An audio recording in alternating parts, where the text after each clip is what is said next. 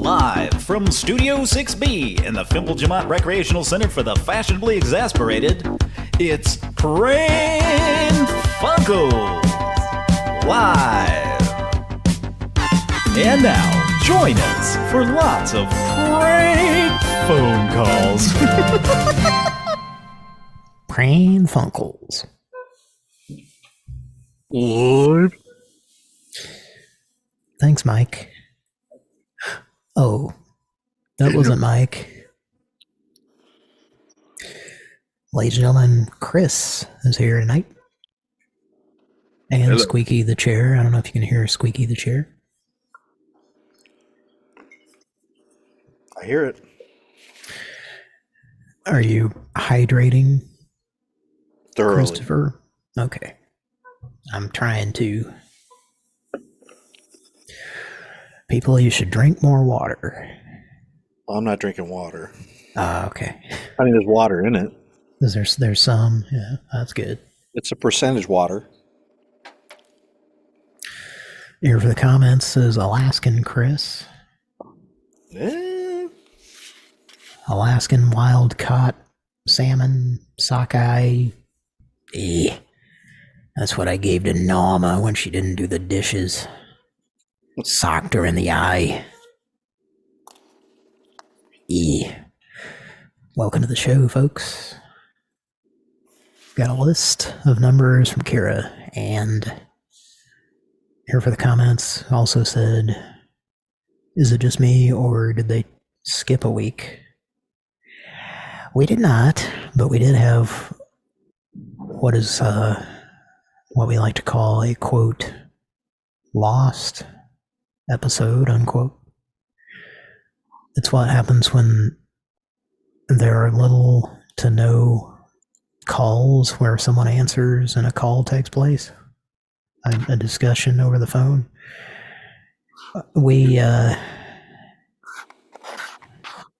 Sometimes we lose episodes conveniently, and that was one of them, folks. It's only happened a handful of times over the years, but it's happened a few times recently, and we're gonna try to not make that a habit. Although it would be cool to have one of those habits that allows you to fly, like Sally Field. That episode was lost, folks, but with your support and your continued support, you can bring that episode back. Just send $20 to Cody at pranfunkels.com. Now I'm going to pinch my nose for this next impersonation. Are you ready? Here we go. I'm pinching it. Support for NPR comes from a grant from the Bill and Melinda Gates Corporation for a more verdant future. I don't know if you ever listened to NPR. I used to back in the day, and there was like this. Do you know what I'm talking about, Chris? I do. I don't listen to NPR because it's too public. I don't like publicly exposed things. I don't like what most people in the public like, so I don't listen to that out of principle. I do like that Tiny Dick series they have. As an owner of a Tiny Dick, I'm a big fan. Oh wait, it's Tiny Desk. I'm sorry. How did you get my video collection? Well, I got this man's product, and it allowed me to hack into your thumb drive that's inside a bum's asshole. Welcome to Pran Funkels, folks. Squeaky the chair has a lot to say tonight. Anyway, yeah, there was always that guy that was like, support for NPR comes from a grant from the Carnegie Corporation of whatever the fuck they said, The guy sounded like he was constipated and pinching his nose, the announcer. I've been listening to a lot of shows lately that have commercials in between. Like even when you pay, money for a subscription, you still got to listen to ads, of course, every 5 minutes.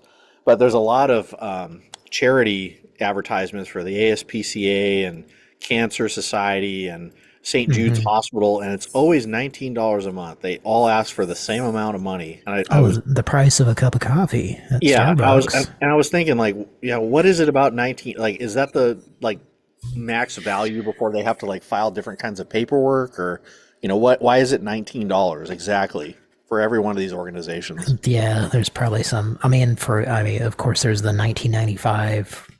Yeah, but this is just $19 exactly. There has to be a reason for it. It doesn't sound as much as $20, Right. I remember that Bill Cosby, it was a Cosby Show thing where he's watching TV and he's like, how much would you expect for this to pay for this product? And he's like, $19.95. You see, every product is $19.95 on the television set. You see. Yep. I think they used that in a commercial for a while. Probably when they syndicated it. Yeah. Anyway, I saw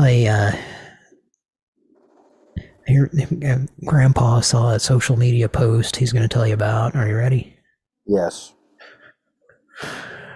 That's where I get all my advice from, is memes and shit. It's even like, it's kind of a grandpa thing to even say memes now, isn't it? Yeah, it's getting a little millennial, Gen X kind of thing. But it was like, yes, I would like to round up my total to make a donation so that your corporation can have a tax write-off without actually making a donation. Yeah. And I was like, yeah, I'm going to never do that again. And I haven't since I saw that. I usually do, or it's like a judgment call. If it's less than 50 cents, I usually round it up. But it is a thing. Like, everywhere you fucking go now, there's more and more places doing that. Like, I think Home Depot and Lowe's do that. Yeah. Anyway, I don't know if you... Taco Bell, just a ton of places do that, and it's... Yeah. That's, the rounding up thing, yeah. And it's like, yeah, would you like to make a donation to this charity that is our own? The Taco Bell one is like their own charity, I'm pretty sure. Yeah, McDonald's too, Ronald McDonald House. Yeah, I mean, I know that's a real thing. Whatever the Taco Bell one is, I'm like, every time they say it, I'm like, I wonder if this is even a thing, And I'm sure there's kind of like George Costanza's Human Fund. Yeah, exactly. A donation is made in your name to the Human Fund. People helping people. Yeah. Well, anyway, let's make some calls. You want to? Yes, sir. All right.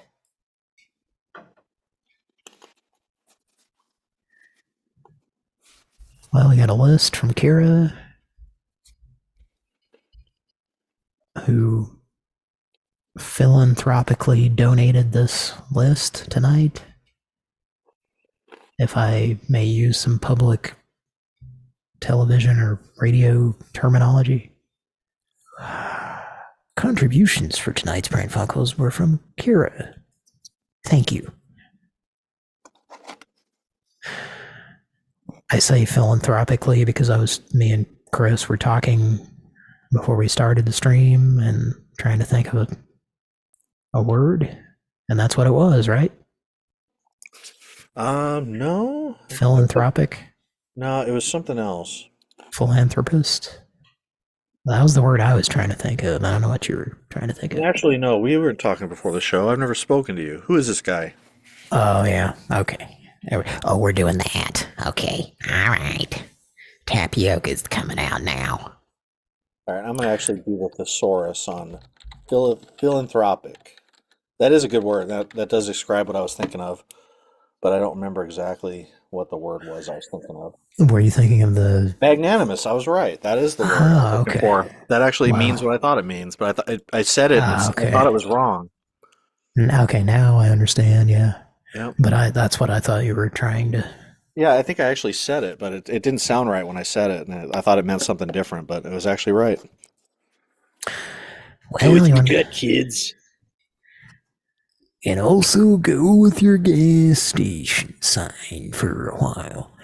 You want to call the fish market couple? Sure. This is from a recent upload from Kira.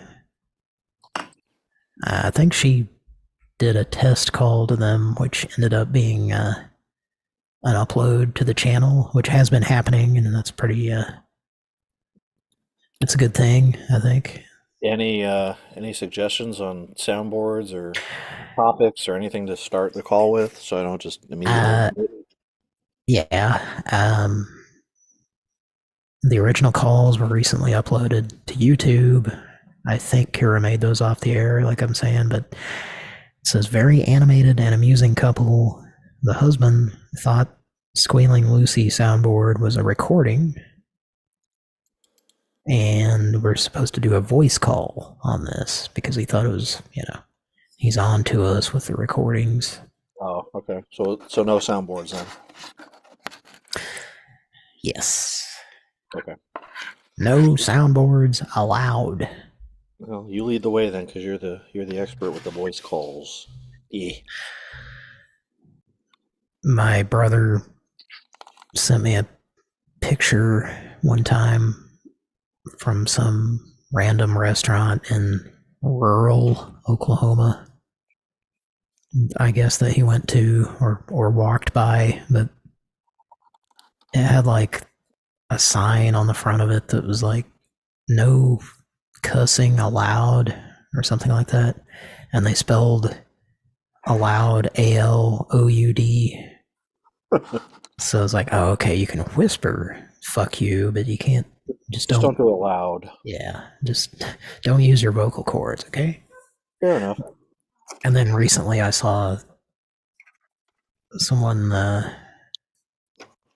someone who I don't think is dumb particularly, but and I think I've done it too, where you just like it's a typo kind of like you I know the difference between the two spellings, but like sometimes your brain is like you're writing it and you don't, you know, there's a disconnect and you write the wrong spelling of it. Yeah. Not everybody's dumb. That's my point. All right, I'm going to call the fish market individuals. Let's do it. Do you want to start it? You start. I'll follow along because I don't know who these people are. Okay. I don't know much about them, but I'll follow your lead.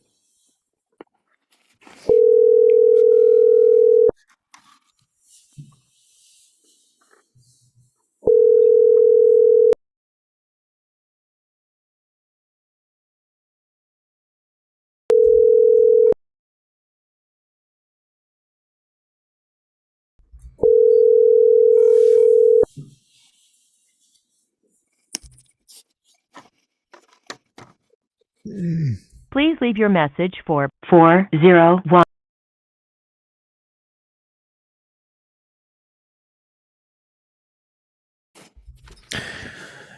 Chris, did you hear that number being read? I heard the first 6 digits of it. Yes. Okay. Well, the audience did not. At least they shouldn't have. I'm working state? on. I know what state that's from. What was this area? Oh, anyway, well, let's not talk about it. Yeah, it's not. It's a secret. I muted it from the feed. Oh, okay. Is why I was at because we can still hear it, but the audience can't. Ask him a call back.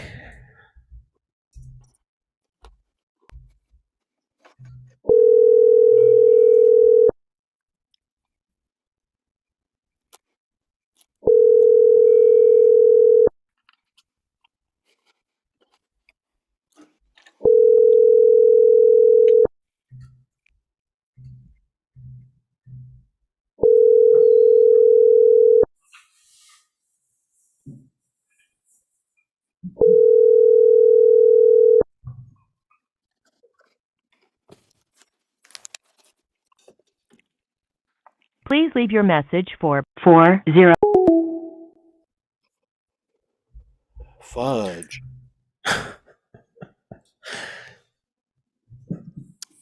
This year was the inaugural year that my offspring watched A Christmas Story for the first time with me. Oh. That was interesting. It was fun. Is he worried about shooting his eye out? She's not now. I asked her if she wanted a BB gun for Christmas. She said no, and then of course I asked, "Are you worried you're going to shoot your eye out?"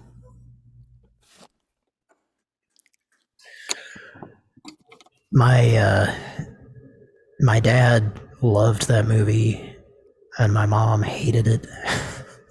I don't know if you had that experience as a kid. I never grew up watching that one. Actually, I didn't discover that one until a lot later. I watched Christmas Vacation and Home Alone. Those were kind of my big two growing up. Yeah, we watched Christmas Vacation a lot also, and Home Alone. Yeah, but like my dad was like very, he enjoyed Home Alone the first time, and then after that, he was like, it's just a whole bunch of slapstick. He was always very critical of anything comedy, which I think was passed on to me and Patrick to an extent, And I actually came to appreciate that movie a lot more over time because, like, Joe Pesci, I'm so used to seeing him as a completely different character, this great scary gangster kind of guy, and then he does like this really goofy comedy, and then you actually find out he actually came from comedy. He was in a comedy troupe in the '60s. He's also a singer. He's got like albums out. He's got like a cappella type singing albums that he made over the years. But he and the guy Frank Marino, I think that's his name, but the gray-haired guy that was in Goodfellas and Casino. I think so. I think I'm picturing who you're talking about. Yeah, the one he's always paired up with. They were actually in the comedy group together when they got started. They go way back, those two. So I didn't even know about any of that until somewhat recently. So it kind of makes me appreciate that comedy movie more because it's kind of going back to his roots. Yeah. What's funny is like I've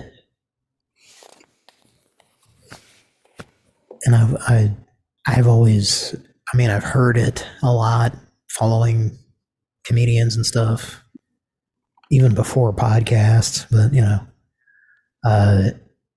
as far as like just acting, comedy is way harder than drama. And, yeah, it's almost, especially nowadays, almost impossible. Yeah, so I was listening to some podcast recently. It's probably Greg Fitzsimmons or something, but they were talking, it might have been the Rob Corddry episode recently, but they were talking about they were talking about Zach Galifianakis and how like whoever it was like did a movie with him that was not a comedy, and they were just saying like that Zach said, "Oh, this is easy. I'm used to doing comedies, and it was like a drama, Right. No, it's, like, it's hard to make people laugh. Easier. It's yeah. He's like, why are we doing comedy? Why don't we just do this shit? This is easier. Comedy's really subjective. Some people think something's funny, some people don't think it's funny at all. So it's really hard to find like a middle road that kind of makes everybody laugh. I think there's, well, this is probably a douchey conversation, but there's like, it's hard to even define why certain things are funny. Either you think it's funny or you don't, and I don't know how you explain it to someone. And drama is not that way, Anyway, let's make some more calls. Frank Vincent, that's his name. He played Frank Marino in Casino, but his name is Frank Vincent. Is his hair gray and very gray, very thick and very gray? Yep, slicked up and back. Yep, that's the guy. Yeah, I can picture him. Yeah. Yeah, they go. He's dead now, but those two went back a long time. They were in a comedy group together back in, way before he became an actor. Open your fucking ears, jackass. Yeah. Frank Vincent.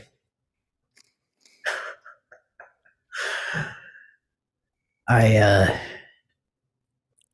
was in New York. I've been there a handful of times, but the first time I ever went there I was with a friend of mine that is kind of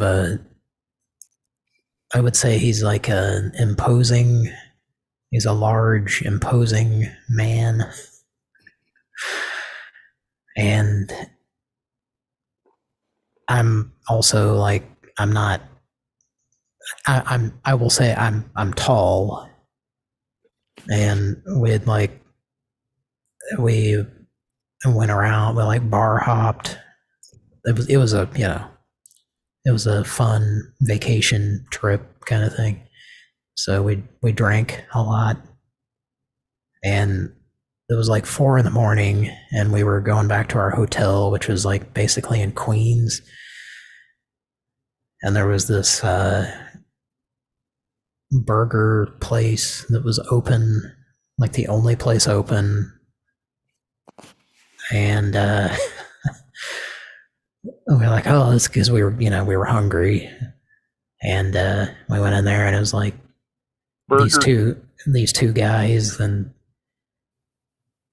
we both like, it was, I don't know, we both ordered a cheeseburger, and we sat there and ate them, and we were the only customers. And these two guys, like one of them was behind the grill, and one of them was just like sitting at a table kind of watching us. And we left, and we're like, was that a mafia place? And he was, yeah.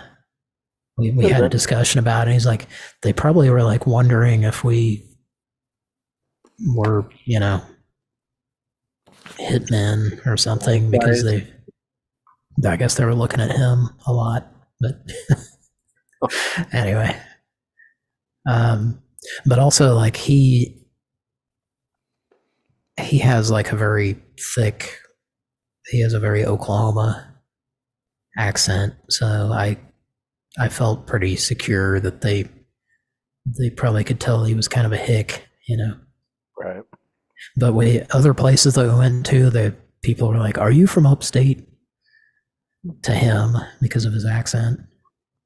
So anyway, I don't know. It was an interesting cultural experience. Let's make another call. I guess do you want to call one more time, or do you want to move on to Lunchables, Edward? Yeah, let's move on. Okay. Like 2 calls is enough. This is Lunchables, Edward.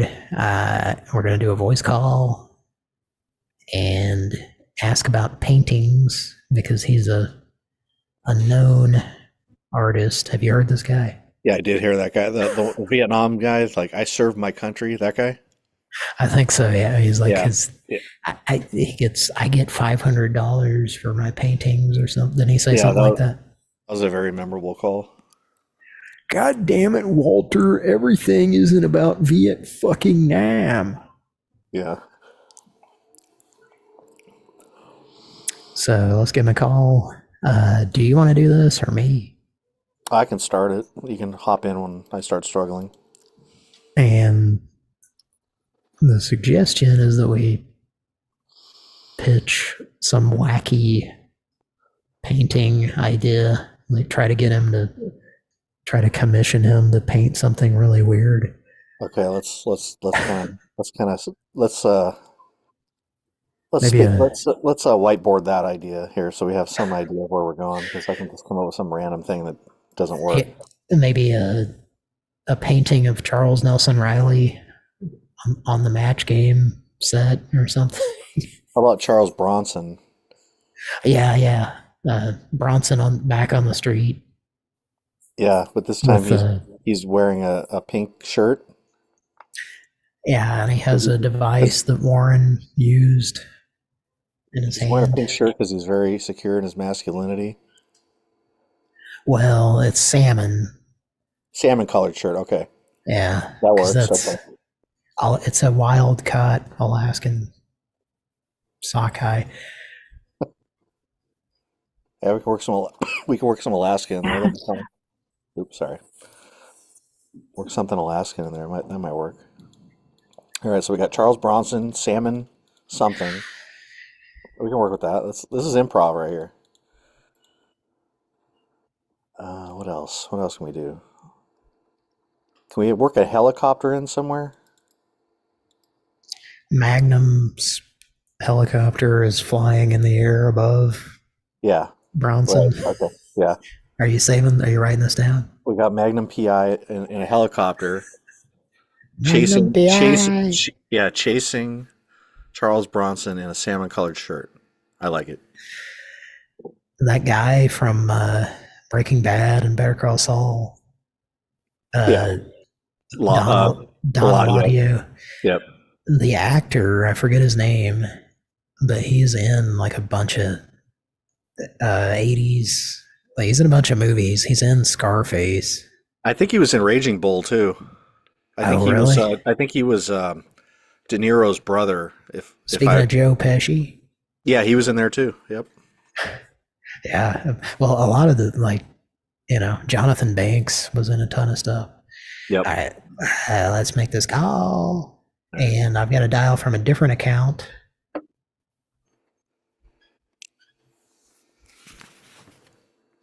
So give me a second here. This is the guy that brags about how he sells art on Facebook, right? Facebook Marketplace. I believe so, yes.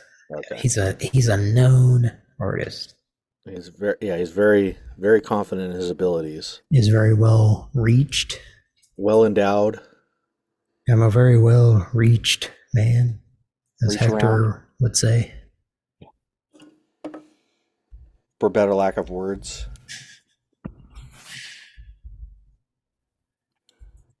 That's a great quote because it's accurate, But it's not right. He knows that. Hector has a better lack of words than most people. How can you have a better lack of something? Yeah, Like, I'm lacking more than you. I'm better. and that's how I kind of interpret it. Yeah. It should be what? For lack of better words, but he said better lack of words. Yeah. Yeah. Classic.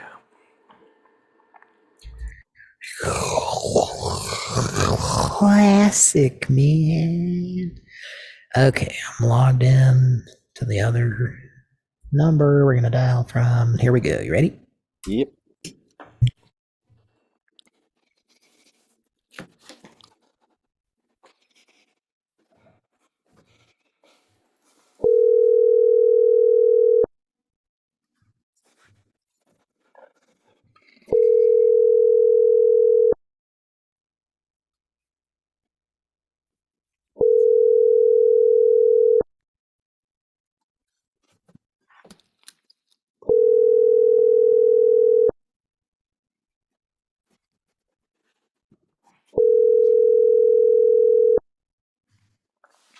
Hello? Hi. Hello? Hi. Can you hear me?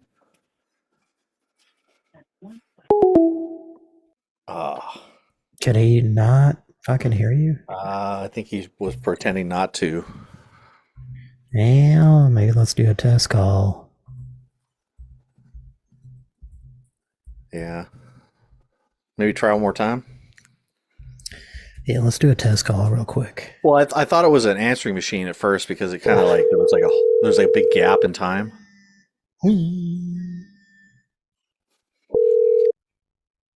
Hello? Say Say something. Hello? Can you hear me? I cannot. Really? Yeah, that's got a glitch going on here. You can't. Okay. You can't hear me speak through the phone. Okay, I can now. Yeah, I had a glitch. I put it on the setting that I was supposed to, and then I made the call, and it like changed it back. to the wrong microphone. So now it's on the correct one. Okay. Let's give him a call back. All right.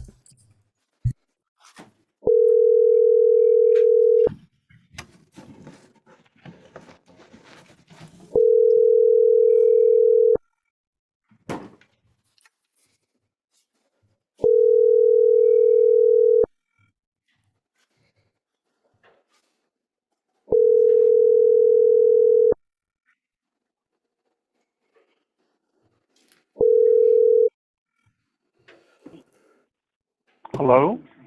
Hello, can you hear me? Yeah? Oh, I'm sorry. I was trying to call you a minute ago, but I don't think you were able to hear me. I'm sorry about that. Okay.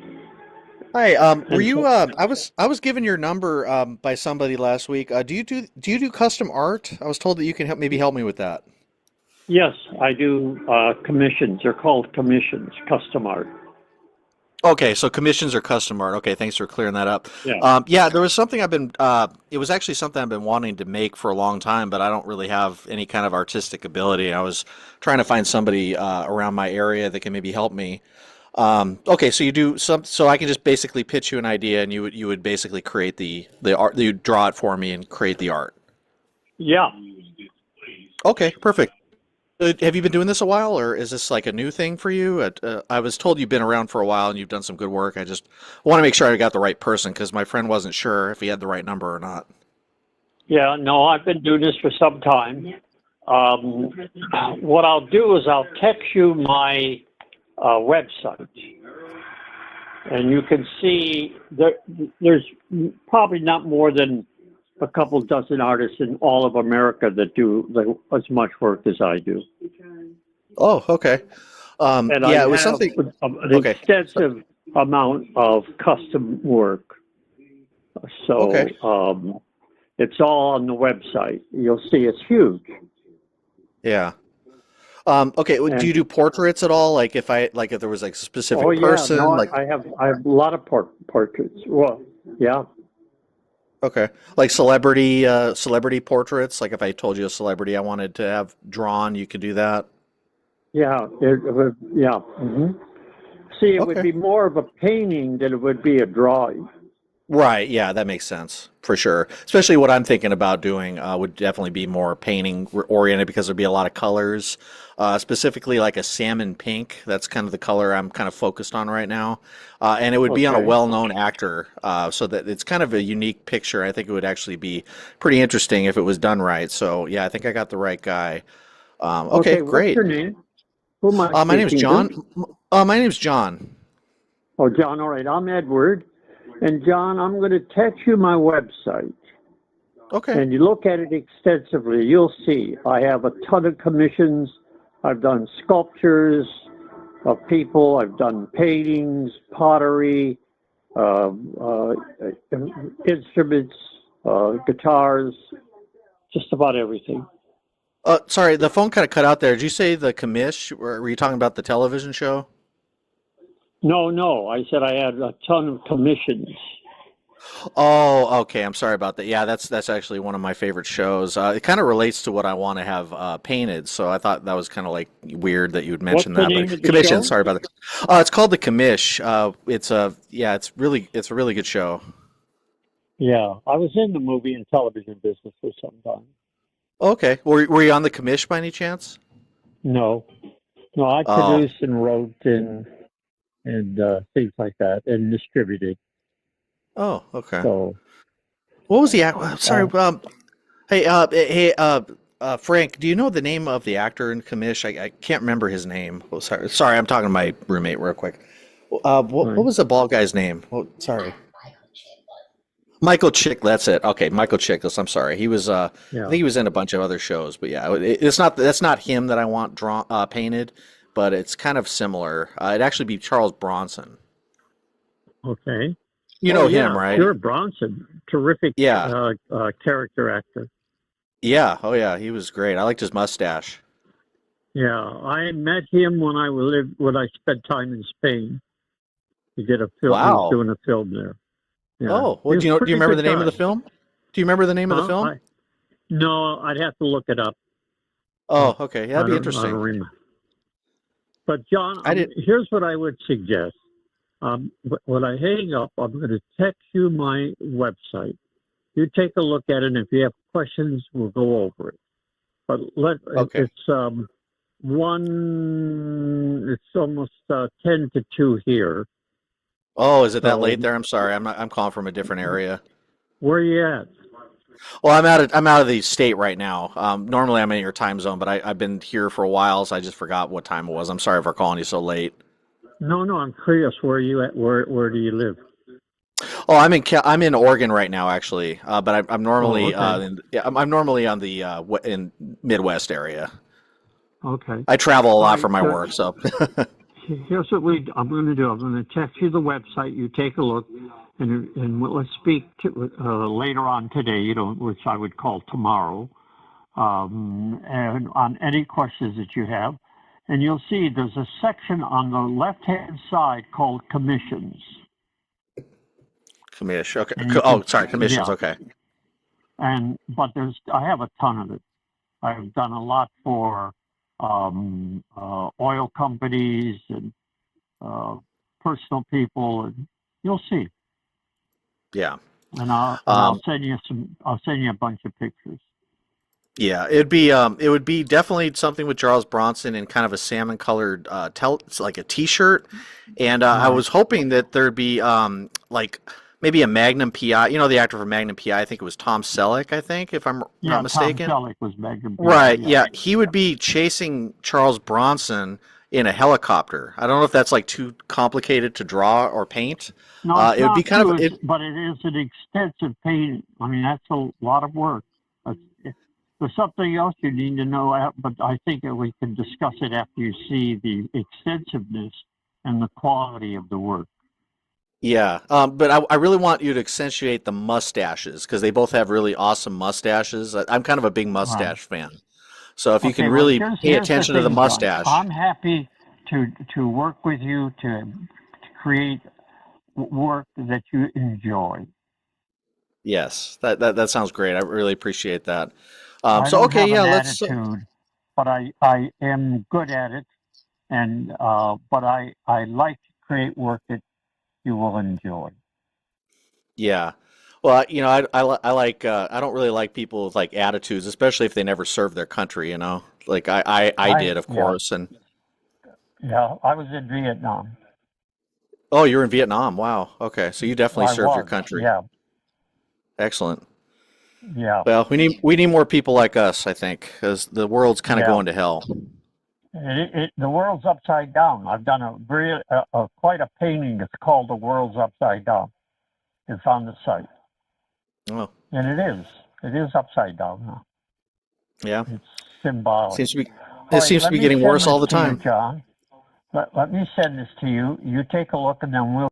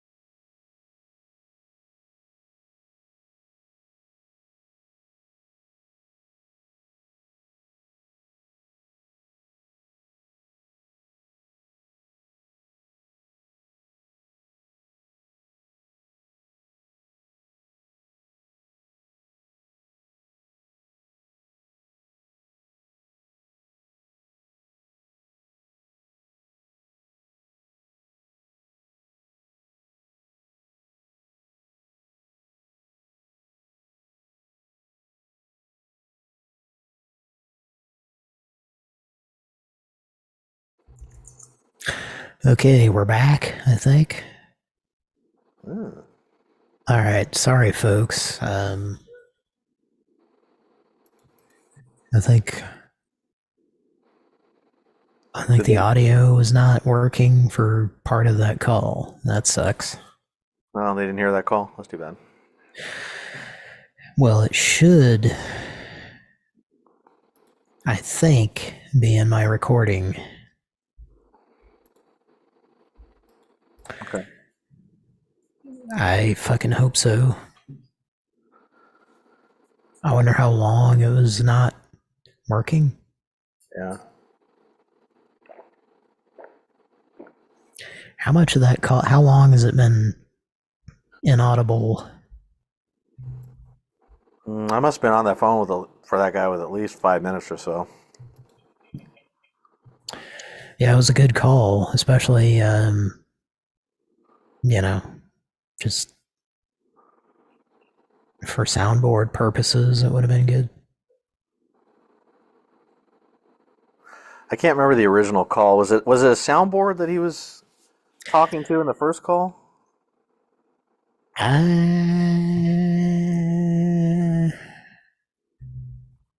think he's mostly been called with soundboards. Yeah, I'm surprised. Yeah, I'm really surprised that. I think he talked to Hector, maybe. Oh wow. Yeah, I could be wrong. That would have been funnier than a voice call for me, but. Oh, that was very entertaining, though.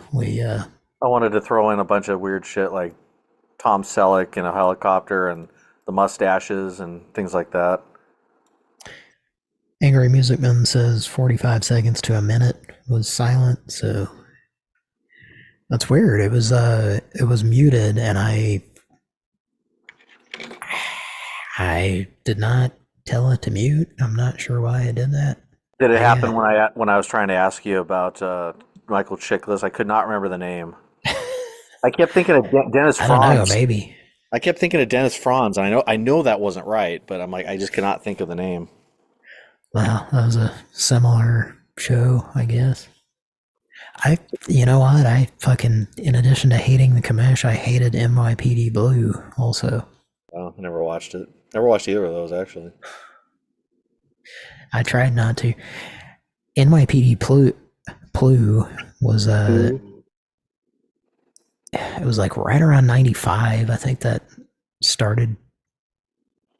And they did the 90s camera thing that was popular at the time, where it was like handheld, as if the entire series was filmed on a Sony Handycam, you know? It was like all shaky, and like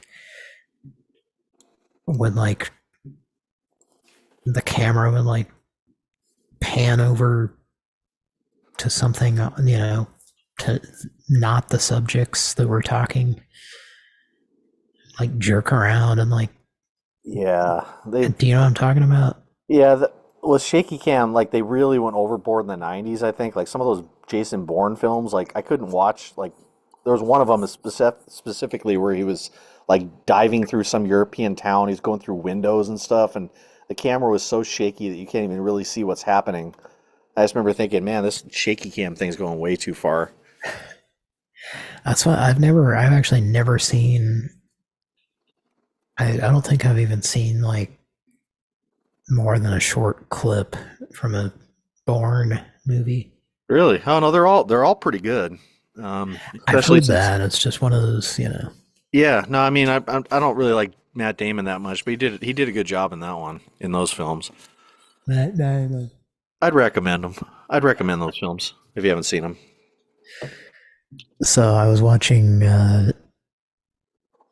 I think there was this random Canadian show that would come on late at night. I think on one of the local channels in Oklahoma. And I've never said this before on the show, but when I was growing up with Patrick, we didn't have cable. Have I ever mentioned that before? I think you did, yeah, because you were watching once or twice.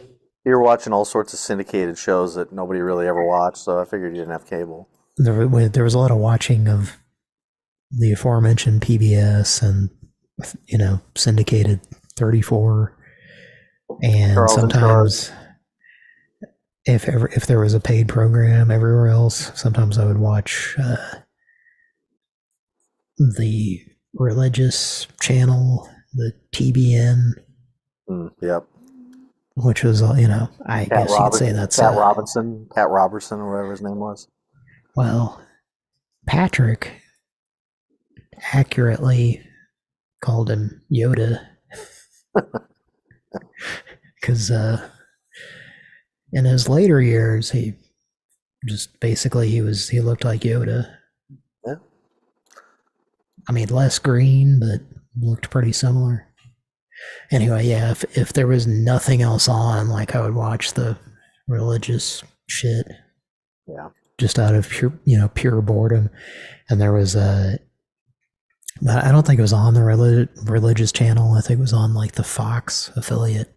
There was a show called Way Cool that was Canadian, but also like Christian. And it was like sort of sketch comedy. So it was one of those shows that's like you can't pin down what the format was, but they had something on it that shit, what was it? What were we talking about? Oh, hey, that show doesn't sound very funny, right? What were we just talking about? Way Cool. No, before, like, what brought that up?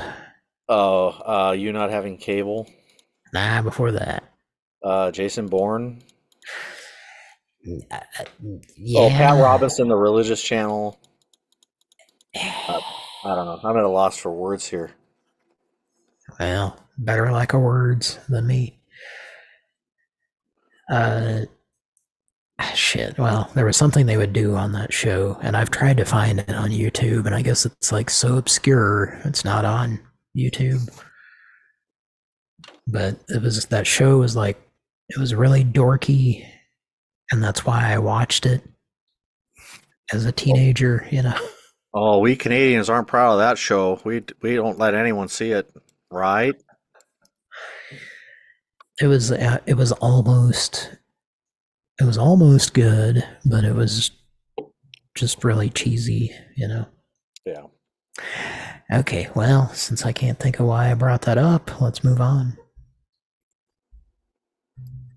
I hear the train blowing the horn.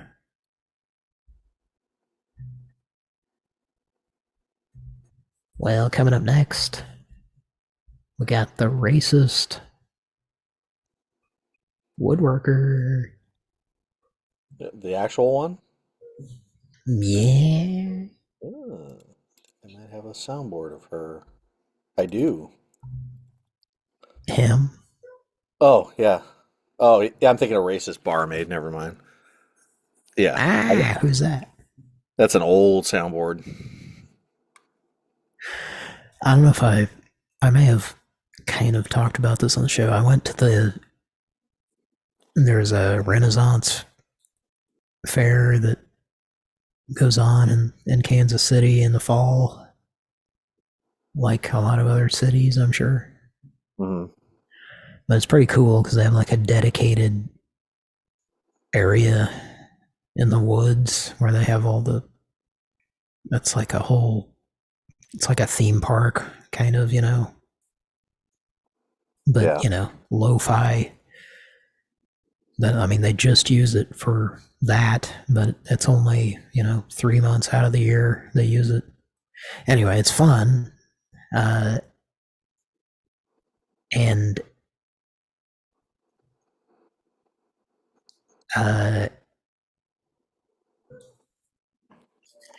we go to it every year almost. And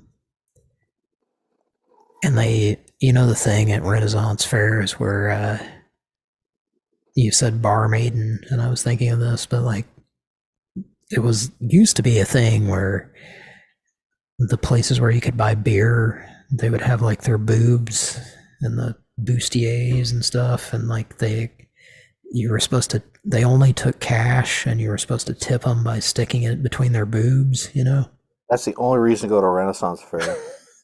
Do you know what I'm talking about? I do.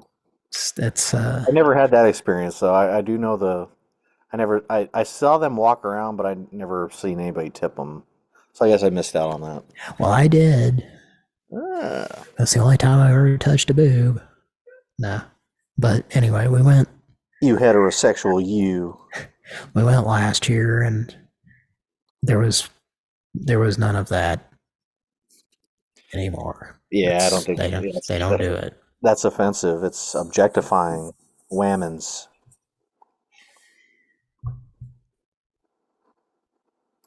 Yeah, they would like to be objectified, but they're not allowed to be. And I'm not allowed to objectify them, you know what I mean? Here's a question. Here's a question. Okay, there's a really good-looking guy, say Brad Pitt or something. Do you think any woman would ever accuse him of sexual harassment? I know what you're saying, and I don't think anyone ever has. I would say no. Leo DiCaprio, same thing. You got to imagine they behaved in certain ways over the years that, if an ugly man would have acted that way, they would have been accused of sexual harassment.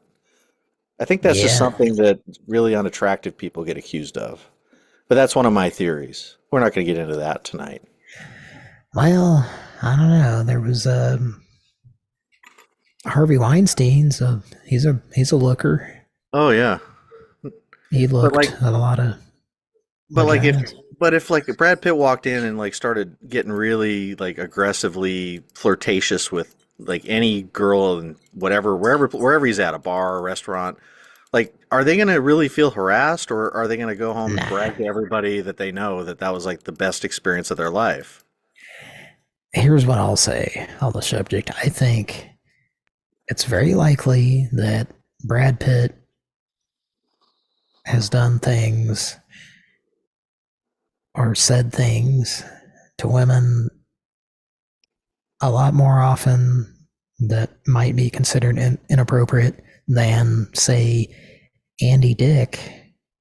And at the same time, Andy Dick has been arrested way more times than Brad Pitt.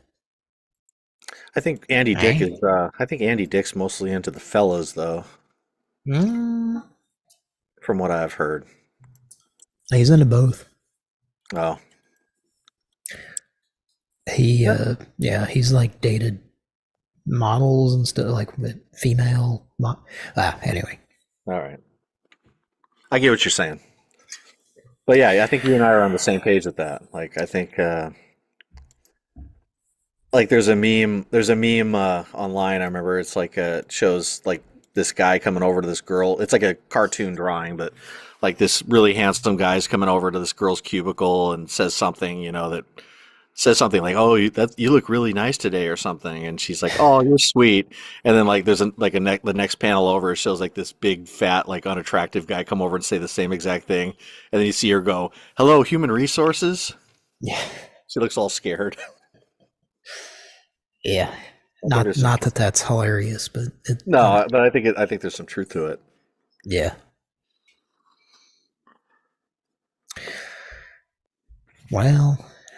Well, I got his soundboard up. If we want to try to do a self call, I'm always down for those. I think those are funny.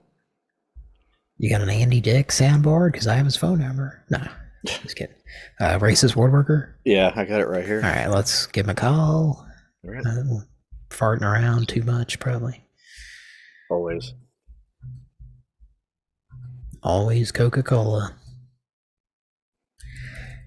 Okay, we're gonna call him private because he has all our numbers blocked, I think. So you guys have called him quite a bit, I guess. Well, it's over the years, 8 years.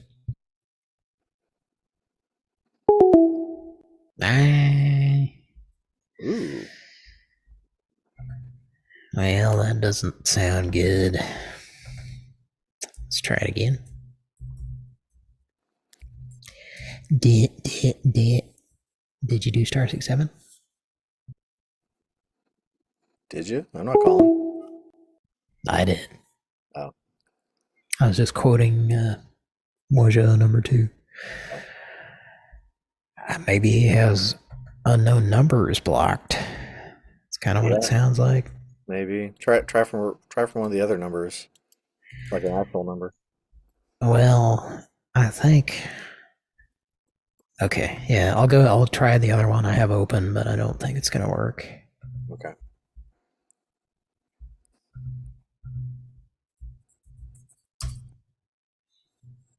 I think Kira knows what she's talking about. Oh yeah, definitely. Not that you're saying she doesn't.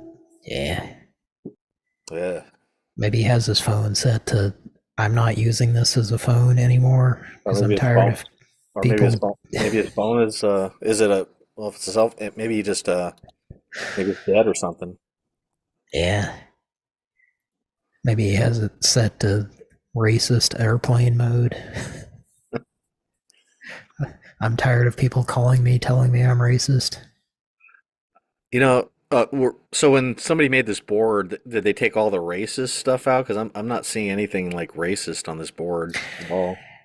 The thing is, it was like he was posting stuff on Twitter, I think. Oh, okay.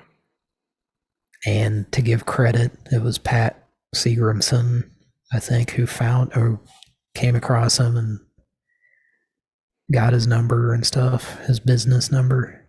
Hmm. And then, yeah, we, in the early days of calling him, he denied saying anything racist. But then, like, I don't even know what he said exactly, but there are like reviews of his business on Google that are like, this guy's racist.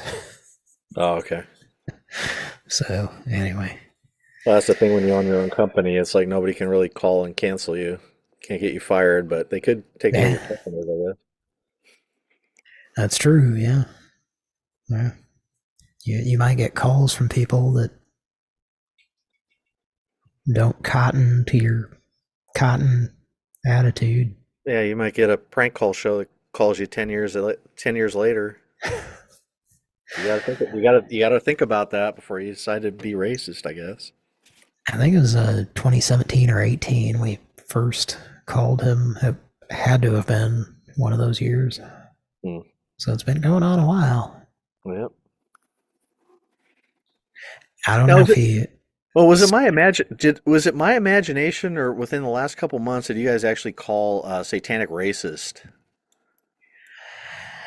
And that would be a question for someone who has been more sober than I have. I remember I could have sworn because I've been trying to like listen to some of the recent episodes that I missed, and I remember you guys calling somebody, and it It started. sounds, yeah, that It rings said a bell. thank you for calling. I mean, he says the same thing. He's always said the same exact thing when answering the phone. It's not thanks for galling, He's right? got to be. I think he's got to be the most called. Like as far as like length of time, I think he's probably the most of any victim I think ever in soundboards. In soundboard prank call history. Yeah, like there's victims who've been called before him, of course, but like they're not called anymore. Like no one's calling Frank Garrett anymore, or Yeah.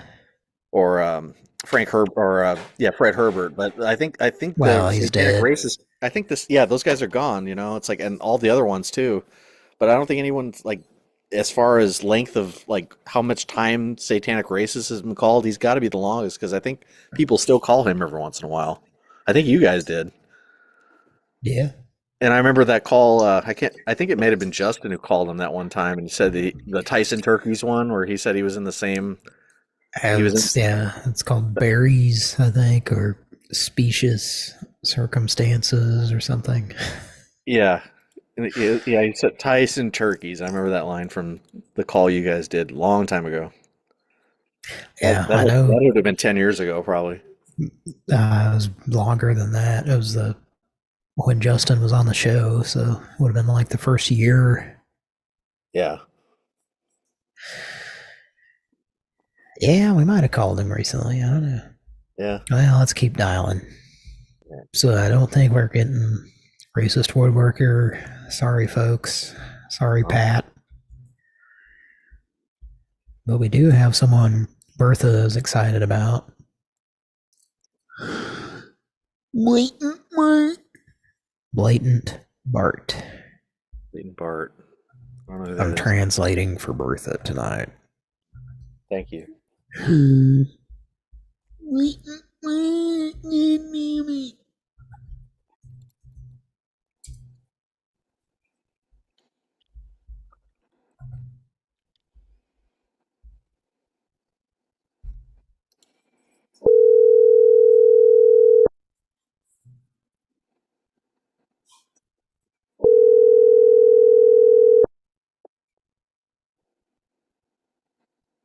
I'll start. Okay. Voice call. Aloha. I'm sorry I can't take your call at the moment. Please leave your name, telephone number. I'm sorry I'm cantankerous right now.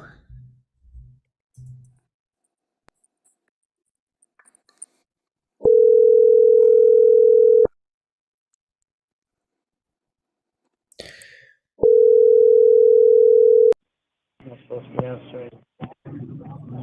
Hi. Hello. Hi. Hello? Robert has a vat of deviled eggs he'd like to deliver for you. Oh, he doesn't want deviled eggs. That was just a little too weird. He could yeah. Maybe let's double check.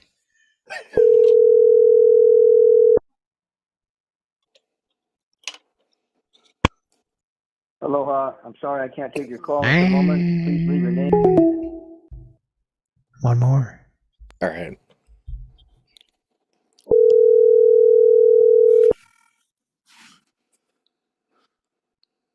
We'll leave a mine. Aloha. I'm sorry I can't take your Leave call message. at the moment. All right. Please leave your name, telephone number. At the sound of the tone. Please enter your password, then press pound. Want to move on or call back and leave a message? Let's leave a message. I kind of miss the wacky messages, the voicemail messages. There used to be a lot of that. Yeah, a lot of people don't have their shit Aloha. set I'm up, sorry I can't take your call at the moment. so we Please don't leave leave your as name, many telephone now. number. At the sound of the tone, I promise I will call you back shortly. Thank you. I promise. I promise. At the tone, please record your message. When you've finished recording, you may hang up or I'm press sorry 1 for more about all options. the mustard I To leave spilled a on the callback couch. number, press 5. It made you say ouch. Hi, this is David. We heard that you promised you would call us back, and Craig has some comments about that. Craig, what were you going to say? I said aloha. You promised to call me back, but you didn't. So can you say what aloha is? Does that mean you don't call people back? I mean, it's like saying you're going to call somebody back and then saying psych, but you say aloha. I'm going to call you back. I promise, but then you don't call back. Like, is that how things are done in Hawaii or something? I mean, what am I missing here? Well, Craig thought that you were answering the phone, and then it turned out it was just your answering tape recorder. I'm getting really tired of people promising me things and not following through. I mean, is this guy just like all the other guys? Oh no, he'll call you back. He never has. We've called him before. He never calls us back. He promised, and I'm gonna trust him. His promises don't mean shit. Let's watch the language, please. Thank you. Call us back. It's 402-882-2083. That's my personal cell phone. And my personal one, too. Well, it's under my name. But I use it, so it's mine. No, it's not. God damn it. How do you make this message send? Do I hit the hashtag? If you're satisfied with the message, press 1. To listen to your message, Do I press listen 2. or hang up? To Yeah, let's erase listen. and re-record, press 3. To message review. You say ouch. Hi, this is David. We heard that you promised you would call us back, and Craig has some comments about that. Craig, what are you going to say? How much would you not like to spend time around David? You promised to call me back, but you didn't. So can you say what aloha is? Does that mean you don't call people back? I mean, it's like saying you're going to call somebody back and then saying psych, but you say aloha, I'm going to call you back, I promise, but then you don't call back. Like, is that how things are done in Hawaii or something? I mean, what am I missing here? Well, Craig thought that you were answering the phone, and then it turned out it was just your answering tape recorder. I'm getting really tired of people promising me things and not following through. I mean, is this guy just like all the other guys? Oh, no, he'll call you back. He never has. We've called him before. He never calls us back. He promised, and I'm going to trust him. His promises don't mean shit. Let's watch the language, please. Thank you. Call us back. It's 402-882-2083. That's my personal cell phone. And my personal one, too. Well, it's under my name. But I use it, so it's mine. No, it's not. God damn it. How do you make this message send? I hit the hashtag.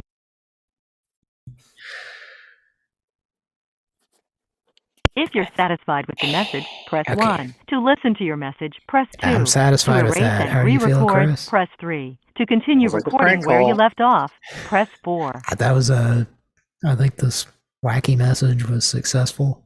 It was. If you're I hit satisfied with the 1? message, press 1. To Okay. send your message with normal delivery, press 1. To send your message How with should I urgent say delivery, it press is? 2. Mike? When I lay my head down at night, I'm going to be proud of that, knowing I did a good job today. Thank you. Your message has been sent. When I go out at night, I feel like there's someone standing there watching me. I promise. Sorry, but I'm just thinking of the right words to say. I know they don't sound the way I planned them to be. What band is that? When in Rome. The Promise. That's the name. Okay, well, that lets you know how high I am. You know the quote of me saying, "When in Rome." Mike has that clip. When in Rome. Oh. Where it glitched out, and I was doing tapioca. Oh, that's what that was. The really glitched out part. That was So funny. it was that exact conversation, like me and Patrick and Mike and maybe Pat Seagramson. We were talking about that fucking song. History repeats itself, I guess. Good song. And we were trying to figure out what the song was, and then I finally Googled it, and then I said, "When in Rome," and it glitched, and Mike recorded it, and that's a day that will live in Pran Funkels' infamy. I do like that clip. When in Rome. It keeps going up a half octave. You know what I thought was you know what I thought was funny was the last episode of Breaking Bad where Is this a spoiler? Should we warn people? yeah, it is kind of a spoiler. Right. You're gonna want to fast forward for about 3 seconds, or maybe 3 minutes. Well, I think Mike is the only person left in the world that hasn't seen that show, so And there's probably a lot of Pran Funkels listeners that haven't seen it. maybe. But all right, spoiler alert. Okay, So spoiler alert, mute or fast forward at least 3 minutes. So I wanted to get a clip of this, but it's kind of funny. That last episode of Breaking Bad, after Jesse kills Todd, and Todd's cell phone goes off, and it's like, Lydia, sweet Lydia, ha! And then it just repeats the same thing over and over again. Lydia, Yeah. sweet Lydia, ha! Uh-huh. I thought that was kind of funny. That's what that reminds me of, that clip you just did. Do you know what that is? No, I don't. So I looked it up, or I saw it online around that time when that episode aired. And, well, I've talked about it on the show, but they had a podcast where every episode they had a podcast about the filming of it, and how they went about it. It was Yeah, I a lot of remember like, that. I never watched it, but I remember that show. well, there was an audio podcast, and it was pretty great. I don't know if it's still online or not, but Vince Gilligan said that was like there's some cartoon, and it sounds like it's like similar to Felix the Cat or something. I don't know if it's like the same animators or something, but there's like a cartoon cat named Lydia, and I think it's saying like Lydia the cartoon cat, something like that. I don't know. I remember that from listening to the podcast.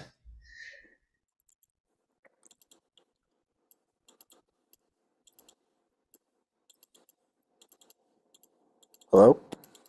Yeah, are you there? Oh, yeah, I'm here. The phone I hear some clicking.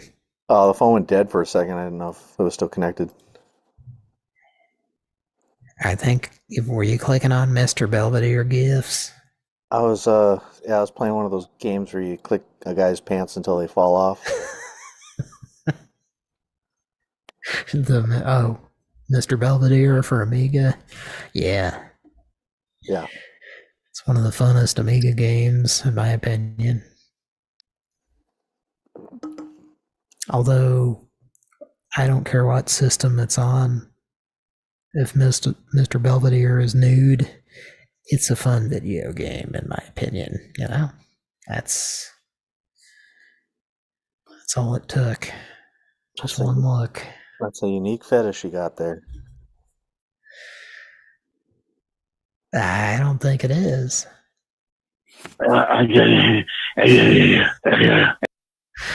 Let's make another call.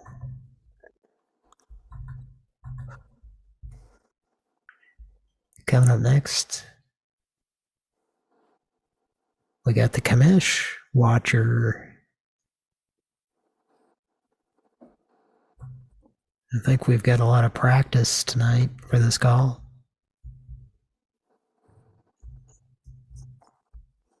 You ready? Yep. This man is obviously watching the Kamish, probably in a recliner, a lazy boy with probably a crocodile in his lap. Might be Bayou Billy. I'm sorry, the person you are trying to reach has a voicemail box that has not been set up yet. Please try your call again later.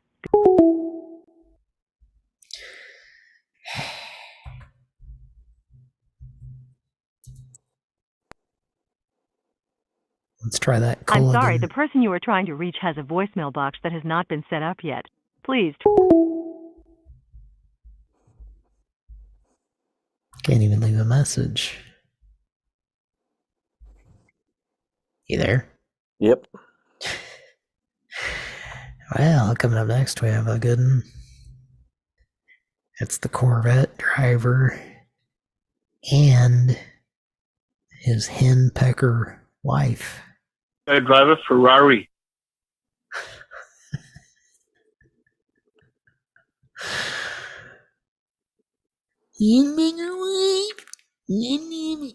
If he owns a Corvette, that'd be kind of a funny thing to call him and say.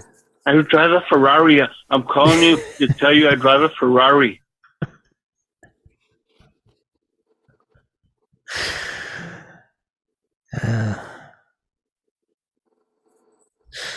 It's pretty funny how pissed off Hector got at that soundboard. Well, because he probably is like the guy that brags about having money in his like circle. So you got somebody that is like big leaguing him, and he probably is like really taking offense to that. Yeah, that's what I imagine that happened. I think that's probably accurate. Yeah. There might be a little bit of what was it that Shakespeare said? We find our you find you find your own faults in others. I think it's Shakespeare. Maybe it's some other dumbass. It's probably some homeless guy on the street. But yeah, I like you find your own faults in others because I've found that it's true when I look at myself from an outside perspective sometimes. But hey, this is not a show about therapy, you know. We're transitioning this from a prank call show into a philosophy show. You must have a bachelor's degree in philosophy to watch this show.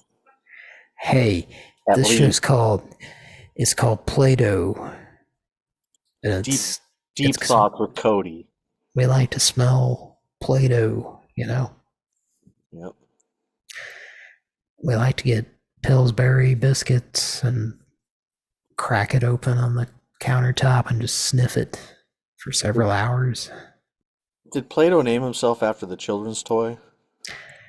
That's I think you're going where I was trying to go. Yes. I think Plato named himself after people playing with dough, and then he went back in time. Yeah. Because that's how smart he was, you know. Yep. Honk it, ponk it. Gotta get back in time. All right, let's give him a call. Ready? Yep. How you doing, Chris? I'm doing fine. How are you? I'm good. Now, are you annoyed? Avoid the Noid. He ruins pieces. Okay. Is that what you asked me? Am I annoyed? Are you annoyed by me? I'm annoyed. I ruin pizzas. Avoid him.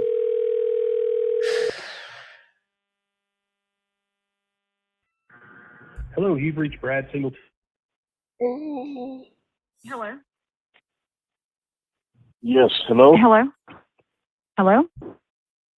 Yes, you hung up on me earlier. I haven't had a call from this number. Who are you looking for? Yes, you hung up on me earlier. Who are you looking for? This is Hector. Your name is I'm Hector? looking for Eliana. Hello? I can't hear you. Wait. I'm sorry. I'm sorry? Who are what you are you calling saying? for? I'm Who are you looking calling for for? Eliana. You're from Indiana? Yes. Okay, well, you have a wrong number. I'm getting calls from this phone number. I haven't called this phone number. You've called me I have no numerous idea. times. And what is your name? My name is Hector. Yeah, I have no idea. I haven't even been on the phone tonight. I can help you. What are you going to help me do? You know, I'm just a human being with a heart.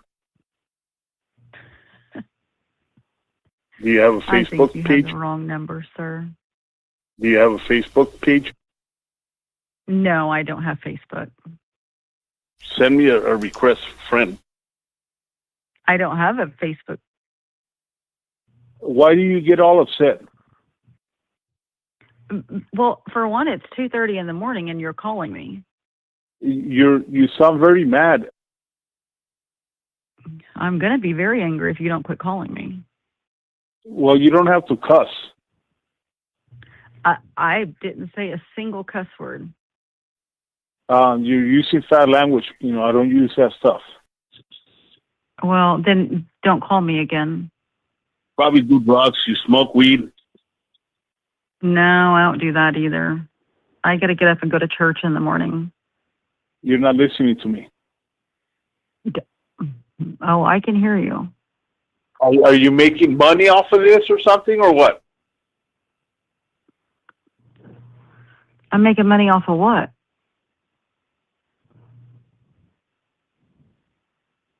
I'm sorry? What do you think I'm making money off of? I have records. Of what? What do you have I have records of? records. I don't know why. Well, I have records too. What is the origin of this call? I don't know. You called me. That's what I'm asking you. Just wondering how you got in touch with me. Dude, I didn't get in touch with you. You called me.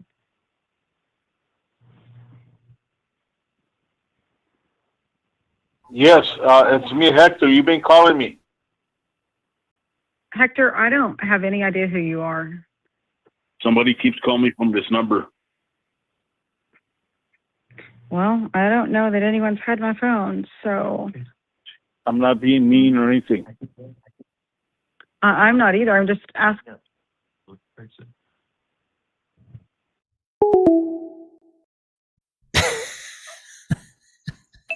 That went on. Went around. That went on a lot longer than I thought it would. I kept trying to find responses, but I'm just not really good with this. No, that was pretty good. I thought. Yeah, she kept answering. I mean, some of the responses I put on didn't even make sense, but she just kept rolling with it. So that's a good one. That's a good call. That's a good person to call. That's a kind of. I was expecting you to use. You voted for Trump. Oh, I should have done that. Something like that. Yeah. Because yeah. Actually, you know what? I don't think I have. I don't think I have that on this board because when I started, because like the board that I got, it had a lot of like racist stuff on there, and you guys told me not to use any of that. So I made my own version of it, and I took a lot of those parts out. I think I took that out too because he was talking about like Peckerwoods and all this shit, and I took all that out. So, yeah, I see what you're saying. It's Patrick and I we had a term for what I think you're talking about, which is you honor studented it. Yeah, I wanted because I didn't want to like the board that I downloaded from Hector. Like there was a lot of stuff on there that Yeah. I didn't want to accidentally click because you guys would have gotten mad. So yeah, I mean, Mike. That happens with Mike often. Also, there's a lot of there's a lot of people that say racist stuff, and it ends up on a soundboard. Yeah, right. I'm sure I've said some stuff on here that's probably got clipped that could be interpreted that way, but I don't know. Nah, I don't know. Has the N-word been said on Pran Funkels? Not that I've ever heard. If it has, it was probably by me. No, I think you guys said that you had somebody on the sounds bad, even when I'm trying to self-deprecate. It just sounds bad. I don't think you ever did, but I think you did because I don't normally say it. So yeah. Okay. I think you said that somebody did come on the show once and start doing that. Oh yeah. It ended up being like a lost episode. Yes, that was an aforementioned lost episode early in the. Yeah, I remember you told me about that. So I'm like, I better just make sure that I don't accidentally click, because the thing is, like, on these soundboards, sometimes you only get like the first few words of a quote. Yeah. And you click it, and then you don't realize that it goes on longer than that, and you forget what was after it, and then it's like, oh shit. So. Yeah, I don't know. We just try to have maybe it's normally unspoken, but sort of a code of conduct. Yeah, we're very PC on this show. The whole family can tune in and listen. Yeah, we talk about Garfield ejaculating into a tube sock often. And Santa, you know what? We didn't have Santa coming in a whirly bird this year, did we? Did we not? We did not. I don't think we had any kind of Christmassy thing at all this year. Oh, well, Ovegum, Oops All Video Game Music from last night is it was quite Christmassy. Oh, okay. I'll check It happened after Christmas, but it was a lot more Christmassy than last year's. that out. Oh, good. I'll have to check that out.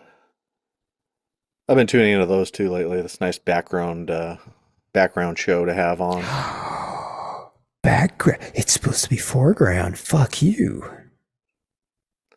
I can tune you out as much as I want and just listen to music. Nah, yes, that's I want it to be a relaxing thing, you know? Yeah. For scareded individuals. Well, even non-scared. I like to listen back to them while I'm at work. No, you have a good collection. Honestly, I don't know. Like, you really have enough material to like keep that show going as long as you have. Like, honestly, like I can probably come up with like the top, music from video games that I can think of probably in one show. But you've been able to do it for a long time. Like, you must know a lot more Yeah, game well, music than I do. it's just like it's like it's a scientific journey for me. I just get deeper and deeper. Deeper and deeper. Way Like down. I come across a song and there's so many fucking Japanese releases that True. didn't happen everywhere else.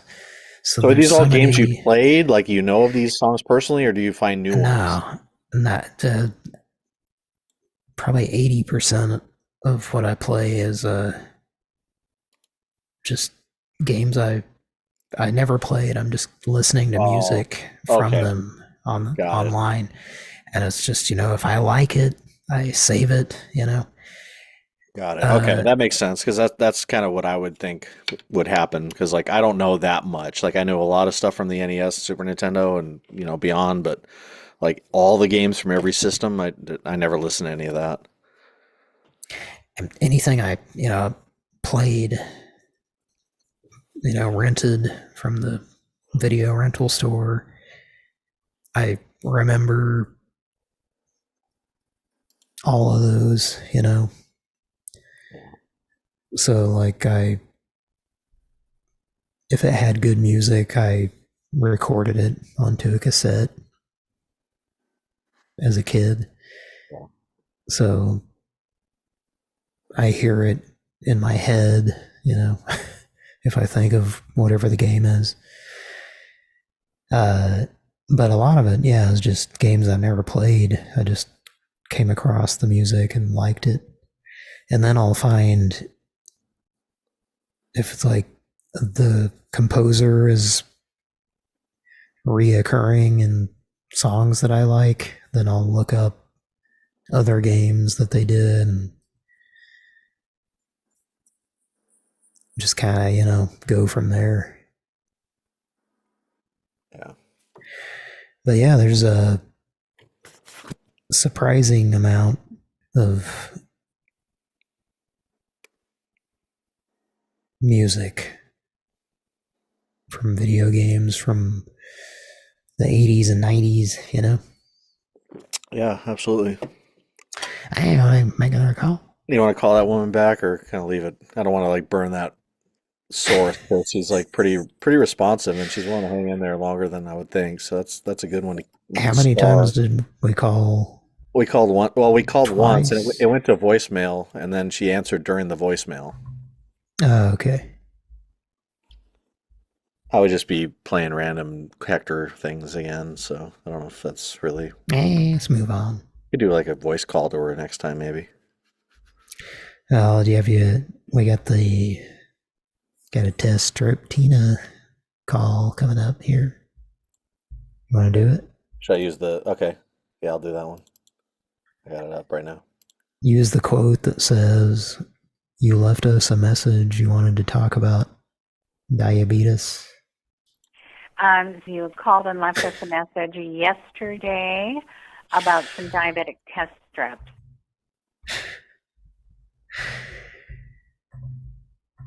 I don't know if this is the number that I gave Kira, but I came across, I was driving and I saw a sign at an intersection and it literally said, "We buy diabetic test strips," I think. Okay. And I sent the number along to Kira. Maybe we can buy them. I don't know if this is the number or not, but that did happen. That would be so great. Let's call him. Thank you for calling Diabetes Solutions Center. To speak with a live agent, please press 1.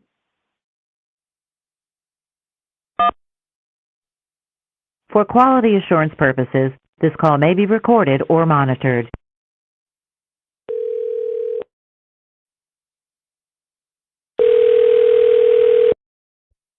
Thank you for calling US Med.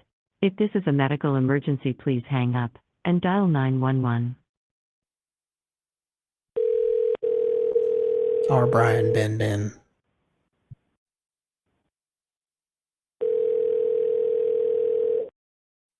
Thank you for calling. To continue, this call may be recorded for quality assurance. We are connecting you to an agent. If all agents are busy, you will be placed in queue. Please stay on the line. Your call is very important to us.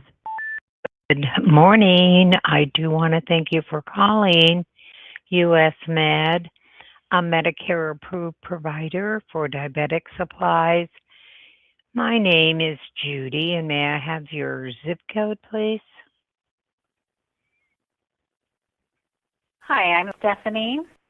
Hello. Okay, Hello? may I have your zip code, please?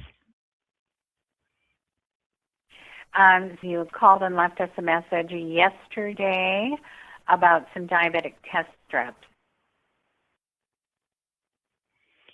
Okay,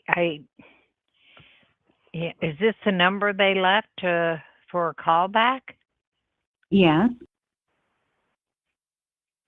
Okay, I can give you the correct number to talk to a patient specialist.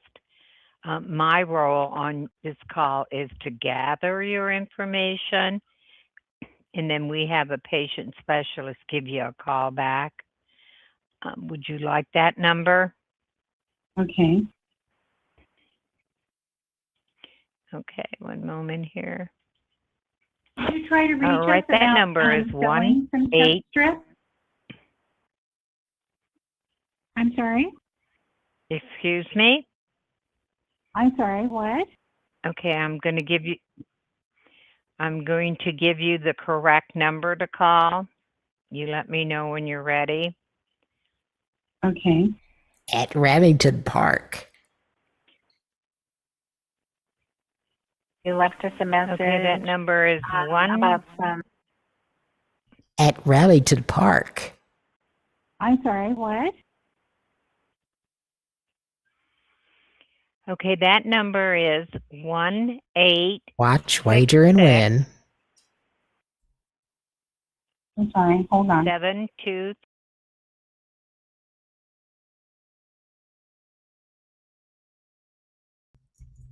Hold on a second, I can't hear you. Watch, wager, and win. Okay.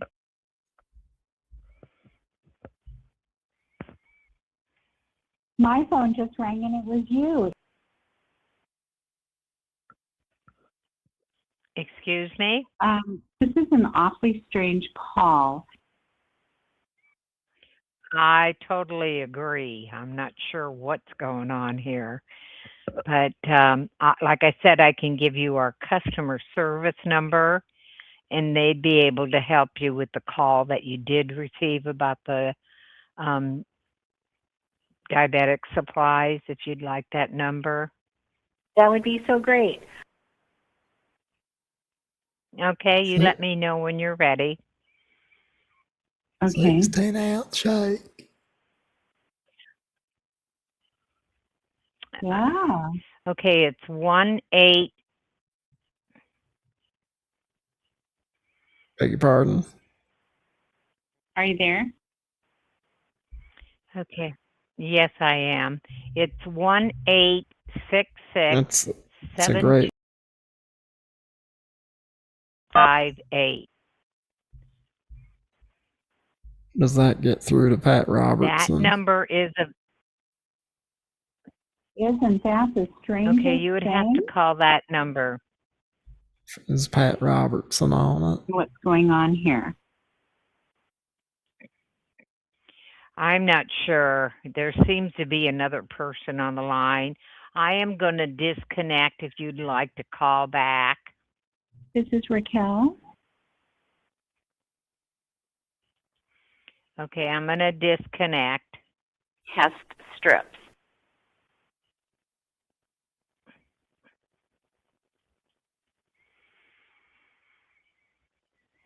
Well, we do buy test strips of nearly every brand. We hope you'll give us another call.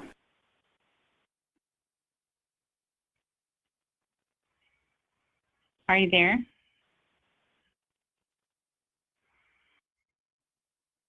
Did you want to sell some diabetic test strips? I was trying not to laugh there for quite a while. Because then, yeah, she was like just sitting there hearing that. She was a little confused.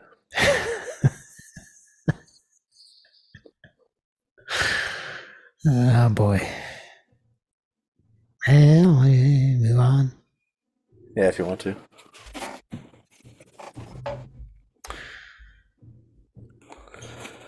Whatever you want, man. How you doing? Yeah.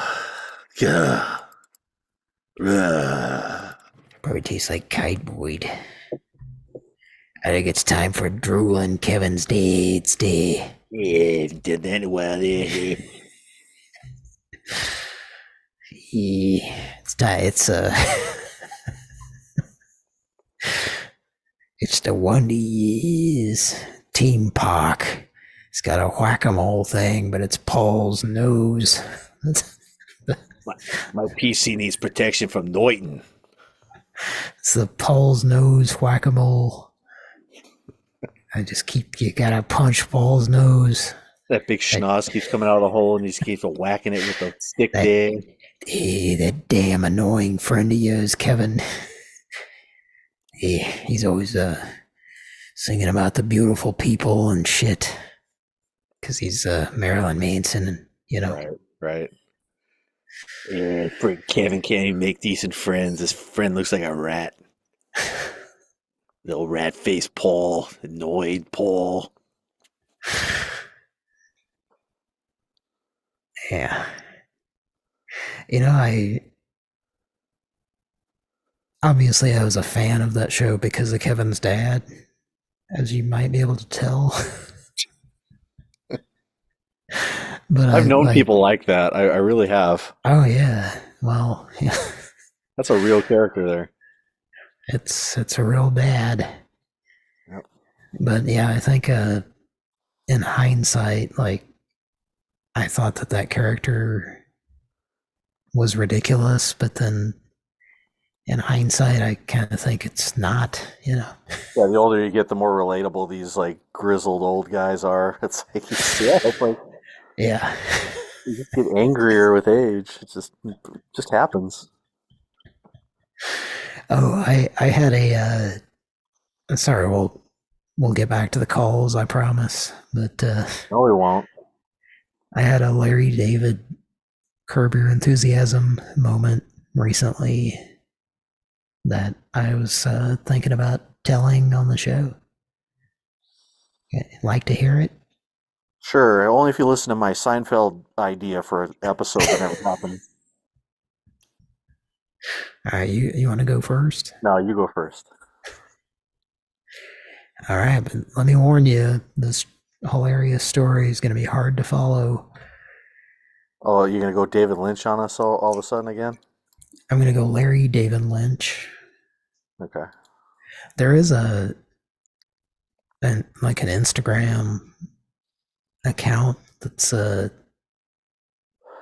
Seinfeld and it's called Sign Peaks, I think, and it's like connections between the two series. It's Oh Lord. pretty. Sounds like reaching. Wow, it's amusing, which is the point, and that's supposed to be the point of Pran Funkels. We make you think, we make you drink. You take the good, you take the bad, you take the guy who's wearing plaid, the facts of life. The facts of life. Mr. Alan Thicke. All right, pitch your story idea. Come on, time is money. What was it about? You had a Curb Your Enthusiasm moment. Yes, You're okay. about to elaborate on that. Yeah, so I went to. I have an old. It's weird to say it's an old TV because I bought it 13 years ago, and I also have a CRT that's 40 plus years old that's still working. Yep, same here. Contained within a cabinet that has a Sega product in it. Nice. Anyway, the thing is just still going great, Yep. And they're only getting better. And Timbuk3's made a song about it. Future so bright. Yeah. With that was musical guest with Justine Bateman in 1986 or something on SNL. Yeah. Timbuk3 Don Pardo, stop shaking me. I was with you up until that point. You never watched SNL? Oh yeah. No, but anyway, okay. All right, so hold on. Let's restructure what's going on here. So you had what happened before Timbuk3? I can't even remember. It was something. There was a harmonica that annoyed the shit out of me as a small child when that song was on the radio. Right, but okay, Curb Your Enthusiasm. Let's roll it back. One step before that. All right, there we go. All right, so I was trying to recycle this TV. Right. Because I'm a fucking hippie, and I'm trying to do the right thing, and it could be fixed or parts could be used off of it, and there are places you can take electronics to recycle for that, Yeah. And you have to pay for them to take TVs. So,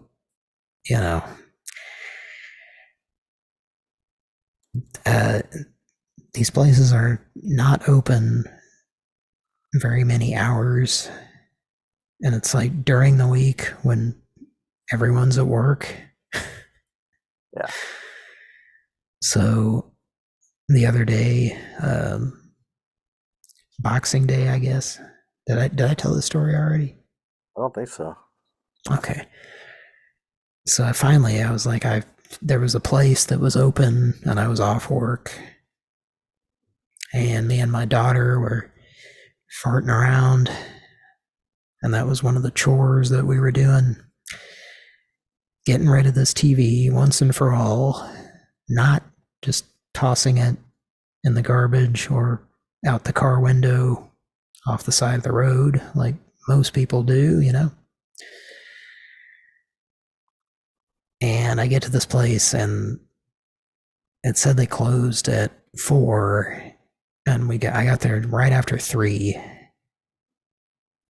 And it was like this industrial area, like pulling up to the back of this building and stuff. There's like nobody there, and it said ring bell for service, and there's no button. There's no bell to ring.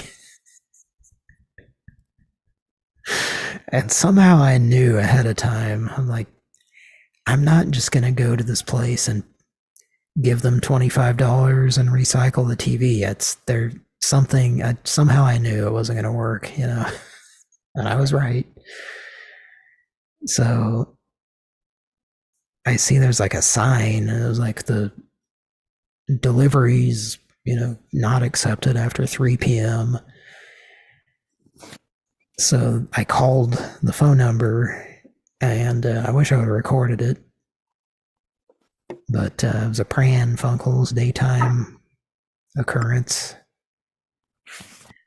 And this very nice gal answered, who sounded young, and, you know, she was nice.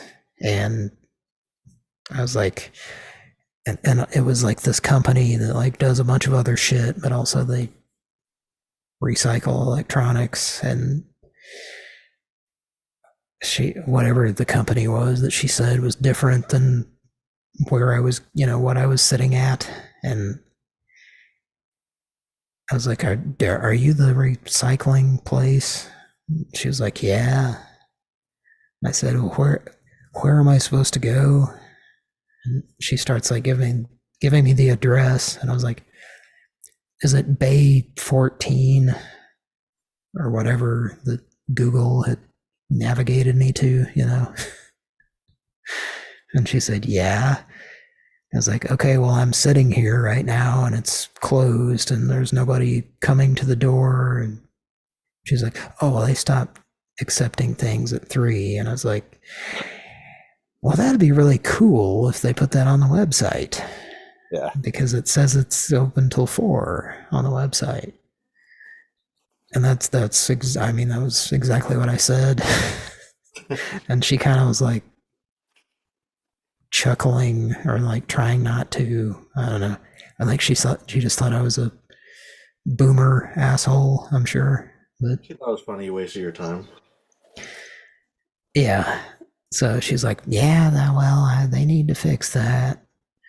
And I was like, They're not well, going okay, bye. She was like, bye.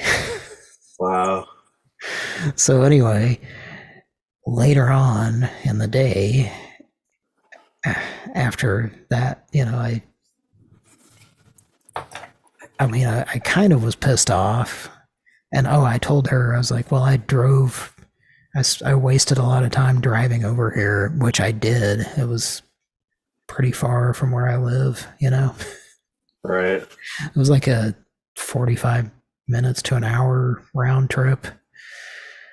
So I told her, I was like, well, I wasted a lot of time. But yeah, she's like, well, and she was like, sorry. Sorry about that. Yeah, sorry. I'm Anyway, so sorry.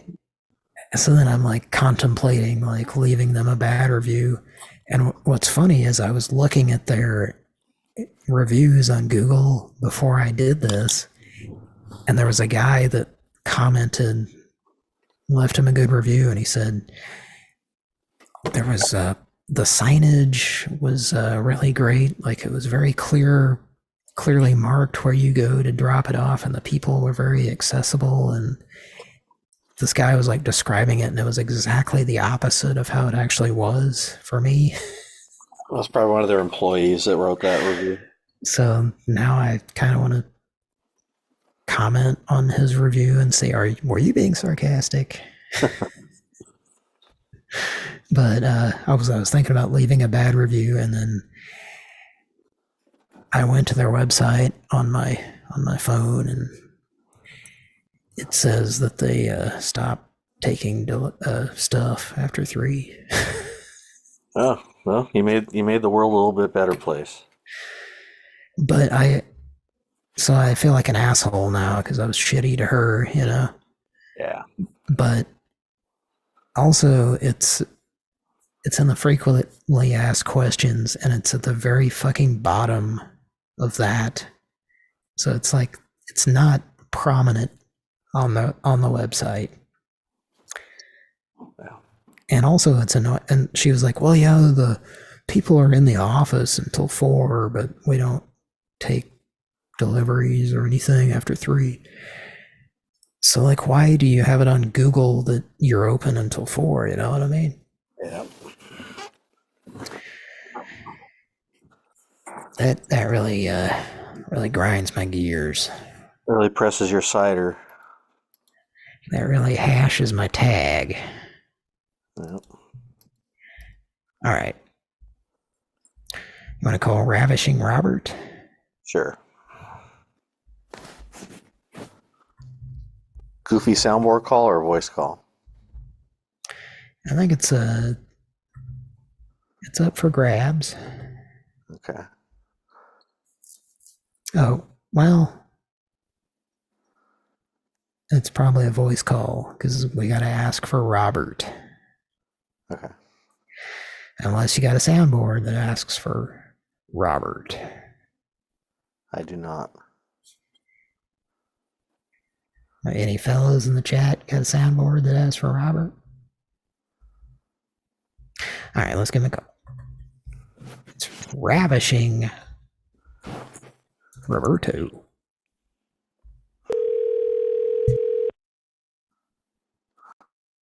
Thank you for calling Sunbelt Rentals. Para Español, oprima ocho. For U.S. divisions and locations, touch 1. For Canadian locations, touch 2. Please listen to all of the options, as some selections may have changed. For commercial account customers, touch 1. Thank you for calling Sunbelt Rentals. Please hold while we transfer your call. Thank you for calling Sunbelt Rentals. Please hold while we connect you with a team member. For quality assurance purposes, this call may be monitored or recorded. Thank you for calling Sunbelt Rentals. Please hold while we connect you with a team member. It's a lovely For quality recording you assurance have purposes, there. this call may be monitored or recorded. Thank you for calling Sunbelt Rentals. One of our team members will be with you in a moment. Whether you need equipment, service, or expert advice, Sunbelt Rentals is here to make it happen for you. With a passionate team of rental experts, a vast North American network of locations, and over 14,000 types of tools and equipment available for rent, we help. Thank you for calling Sunbelt Rentals. This is Kira. How may I assist your call? Hello. Hello. Hi, I'm Stephanie. Hello? Hello. Hello? Hi, are you able to hear me? Hello? Yes, ma'am. Are you able to hear me? Yeah. Yes, I'm here.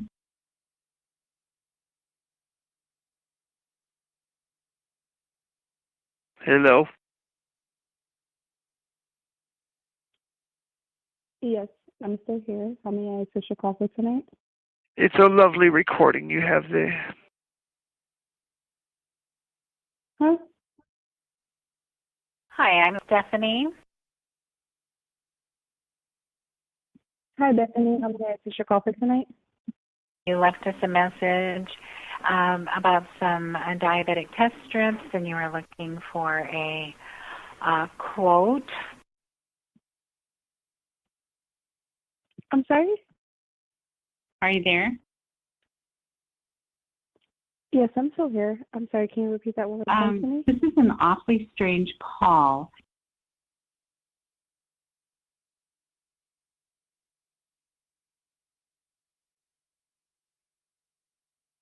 Hello. Yes, ma'am. I'm still here. We missed a call from your telephone number.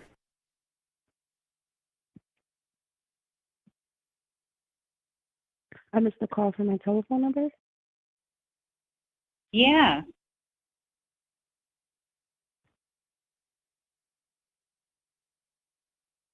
I'm sorry. I'm not really understanding. You left us a message about some diabetic test strips, and you were looking for a quote. No, ma'am. This is Sunbelt Rentals, the construction company.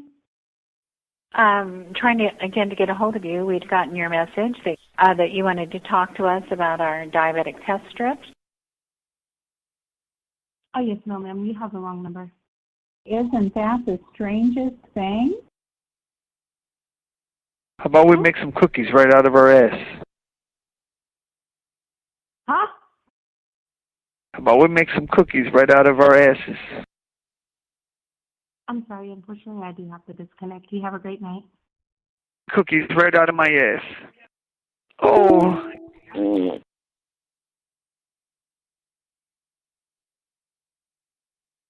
Hello?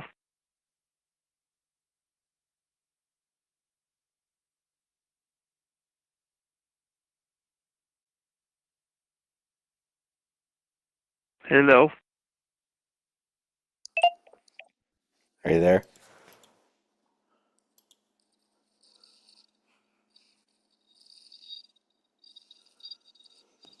Oh, I think Cody stepped away.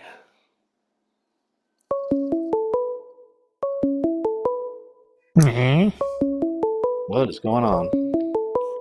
I stepped away. Were you looking at the chat? Got an incoming call from unknown. You ready? Hello. Hi, I'm calling to inquire about the cookies you're serving out of your ass. What would I have This to is say? the man who There needs you go. cookies. I need the cookies. Lovely cookies. They're With some amazing milk. cookies. A little bit Are of they milk fresh with and that hot too. out of your ass? I sure can. It's this feeling of cookies coming out of my ass. Yes. What flavor? Are they fit? I make really good chocolate chip, or what's your favorite? You like peanut butter? And the raisins are wonderful because the raisins help make everything slide right out of your ass. Do you have the macadamia nut? Oh, warm and fresh right out of my ass. Oh, it's wonderful. Can you do that, please? Absolutely. Are you feral? Yeah. Can you do that, please? Can you do that for Warm me? and fresh right out of my ass. I need a bucket full. Oh. Oh, it's I wonderful. need a 24 pack, fresh out of that asshole. Baked warm and fresh. We don't want you. We want Bethany. Right out of my ass.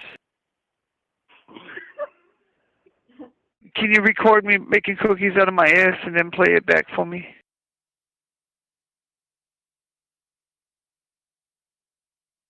Can you do that, please? Lovely cookies. Oh. Oh. Oh. Oh, that's wonderful. Hello?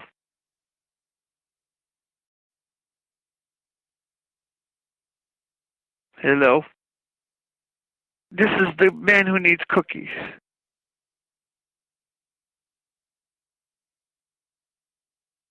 How about we make some cookies right out of our asses? Can you do that, please? Hello? Executive decision to just hang up. Yeah, that's the right soundboard for that person. I gotta tell you, I haven't laughed that hard in a long time.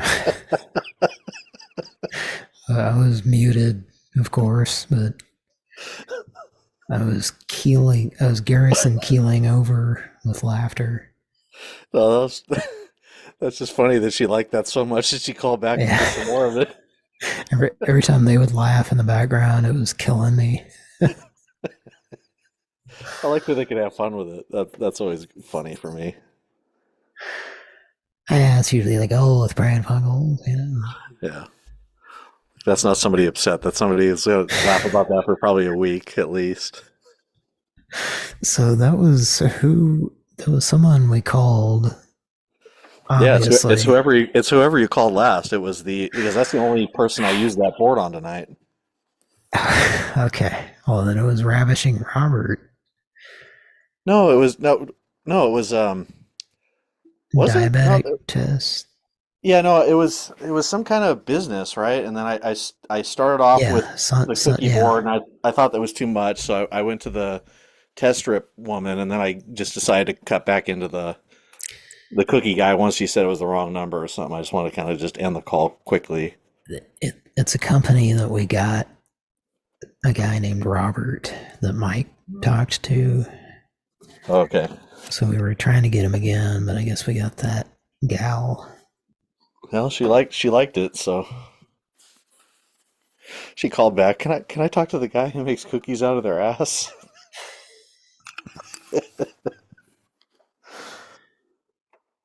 Yeah, that was fun. Wait, so I think it was the one before that. It's whoever that business was that we were calling last. So I think it was the diabetic test strip. No, I don't think. No, it wasn't that one. It was the one right after that. Well,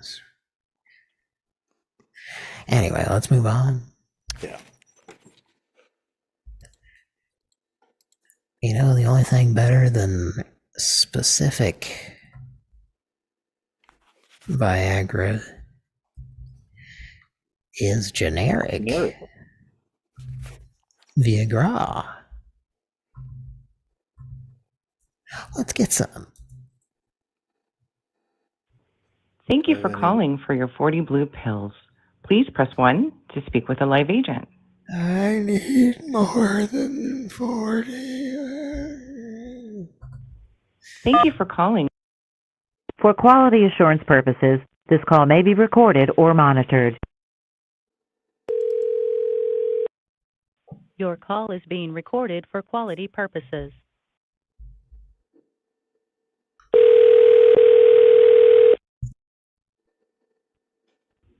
Thank you for calling the Better Blue Pill. My name is Natalie. Can I get your first name?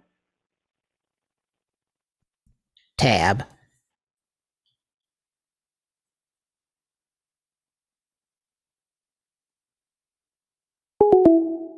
It's not an acceptable name, I guess. She didn't like that name. I was trying to find some penis-related quotes in my soundboards, but I don't have anything. Okay. Well, I got news for her. That's a name. Tab. You better have a convincing fake name if you're going to call the order generic Viagra. If you're going to get your 40 pills. I think guys named Harold call that line, so you might want to use that name. Guys named Harold? Yeah. I can imagine a guy named Harold calls the Viagra line. Alright, yeah. My dick. I like where you're going with that. I think you're going crazy. Thank you for calling for your 40 blue pills. Please press 1 to speak with a live agent. Okay. Well, hopefully I'll be thanking you after I use these pills. Thank you for calling for your 40 blue pills. Please press 1 to speak with a live agent. This billboard might work. For quality assurance purposes, this call may be recorded or monitored. Bill, you gonna do this one? Your call is being recorded for quality purposes.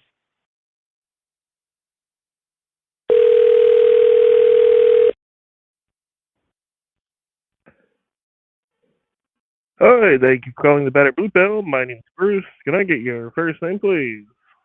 President Nixon.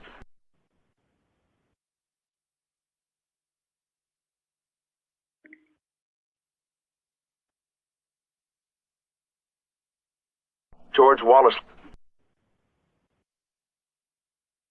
You got hot dogs?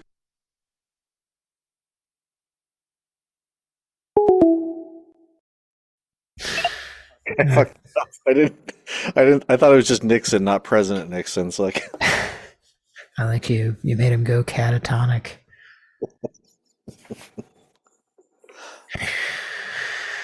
The line just says Nixon, not President Nixon, so I kind of fucked it up right off the bat.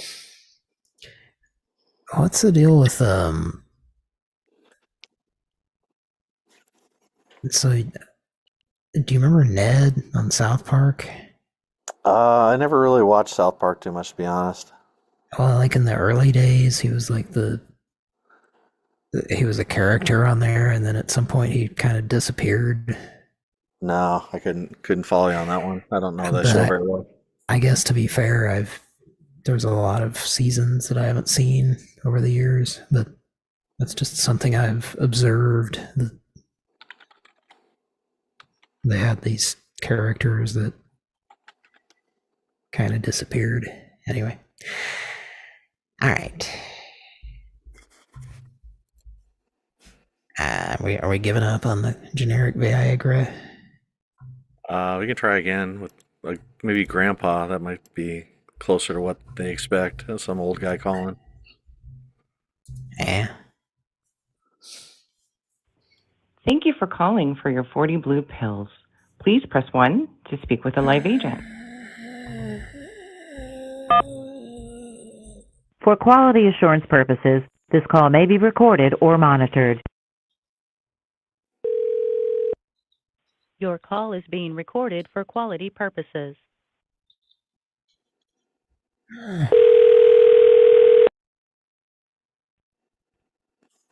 Thank you for calling the Better Blue Pill. My name is Natalie. Can I get your first name? Robert.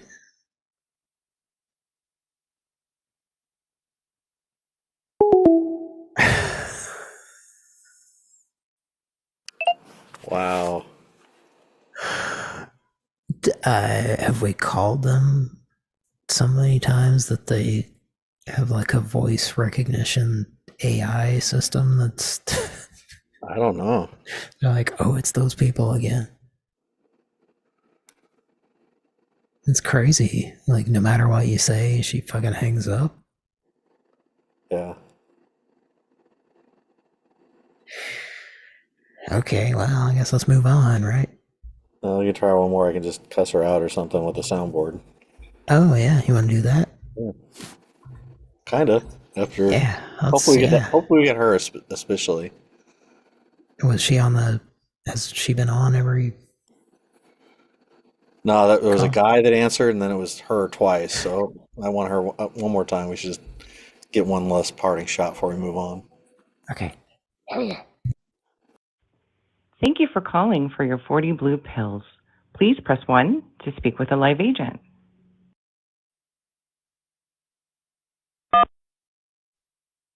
For quality assurance purposes, this call may be recorded or monitored. Your call is being recorded for quality purposes.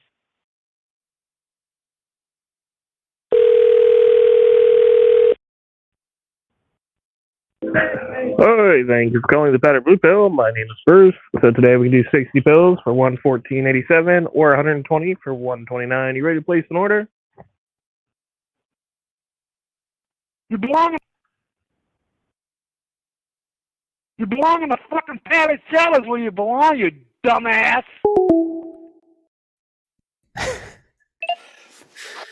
Fucked up. Yeah. These HTML soundboards don't work very well. Did you hit the space bar? No, they just have a lag. They don't work. Yeah, let's move on. Company, they suck. Yeah. Apparently they're in the business of hanging up on people. They probably get prank called a lot. Not by us, but just by random drunkards. But what are we if not random drunkards? No, I'm saying other random drunkards. Ah, okay. But we still look down on all those other random drunkards, though, because we're better. We're better than they are. Yeah.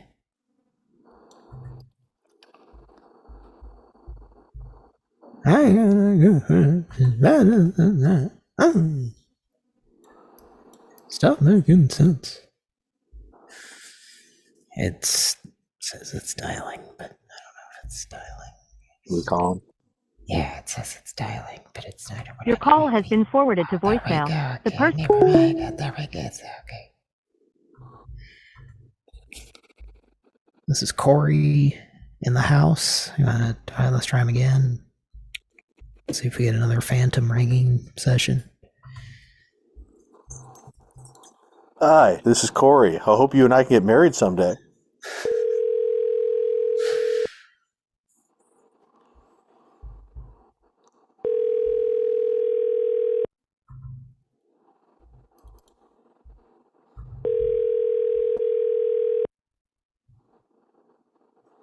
Your call has been forwarded to voicemail. The person you're trying to reach is not.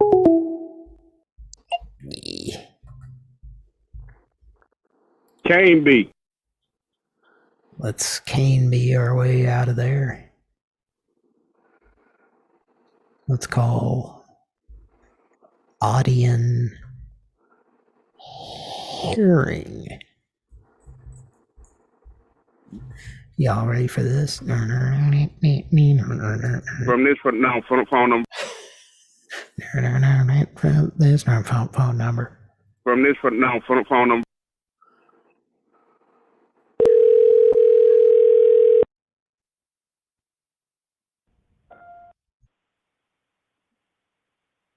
Hello.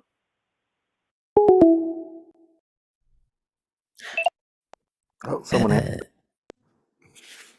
heard somebody say hello. Are we having internet issues? I don't know. I heard somebody pick up and say hello, and then cut off.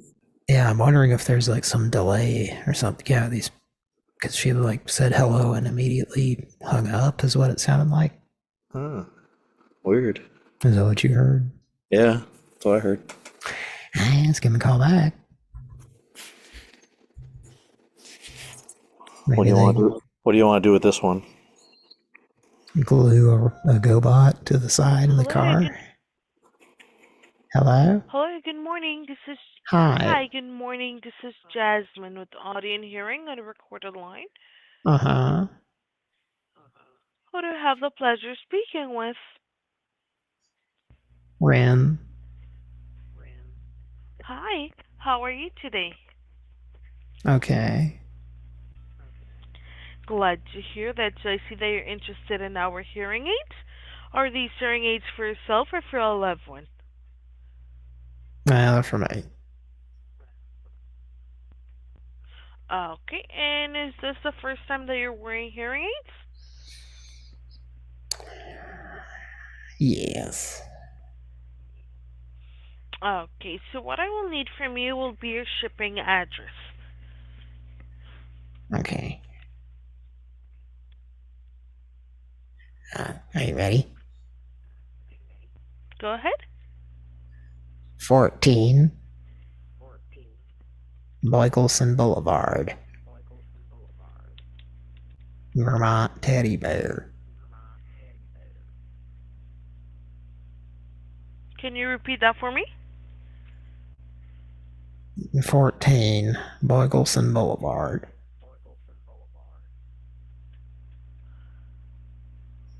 Mm-hmm. Bert Convey. Can you Robert. spell that for me? Hang on, let you talk to Robert. Robert. Morning. Hello. Hi, good morning. Hello. Hello? Hi, can you hear me? Hello, can you hear me? Is this a joke? This is about the hearing aids. No, I'm sorry, ma'am. I didn't give you my number. You're in the market to purchase hearing aids?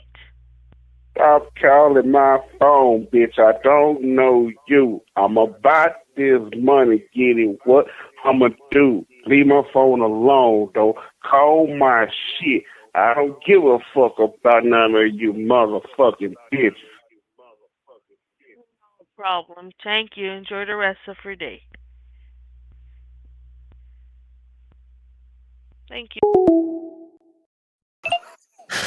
You're supposed to suck your mama dick, suck your daddy dick. That seemed a little mean. Oh, did you hold back from doing that? I did. Okay, well, once again, I laughed pretty hard. I wanted to see if someone could sit through that whole thing tonight. And this, I can't believe she did. I don't. I'm very surprised. Okay. Well,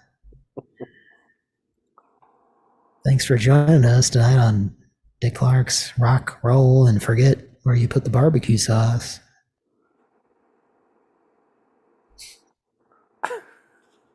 Is that a joke that needs to be explained?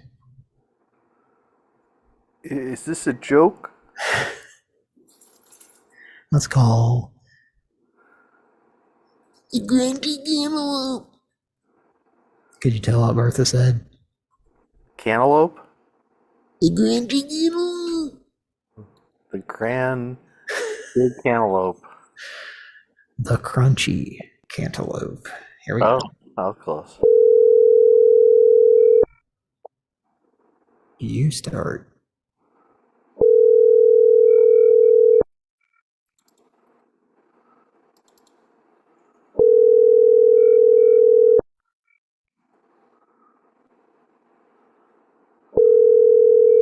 Zero 8 7 4 7.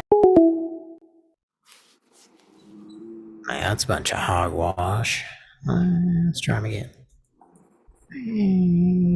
Let's try them again. How you doing, Chris? Yeah. You all right? 0 8 7 4 7 7. God damn it. That was an STV, I think. One more time? Sure. Let's see what happened this time, folks. The actual phone numbers we're calling here. 0 8. Okay. Yeah, so it's one of those phone numbers that starts with a 0. Eh?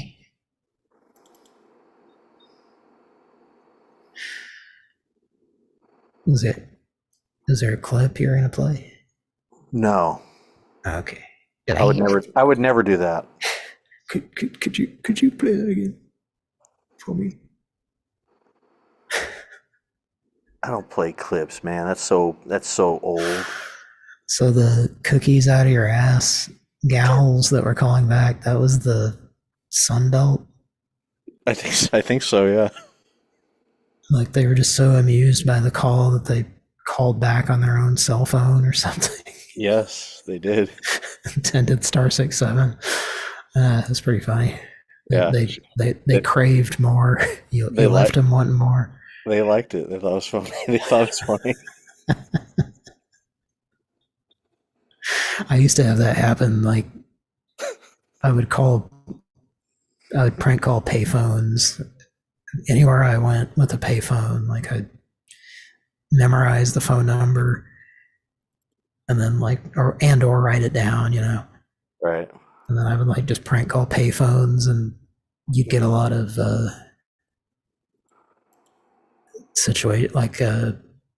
there was a place that all the high school kids would hang out at, and I would prank call that, and then sometimes they would figure out it was me. I would usually do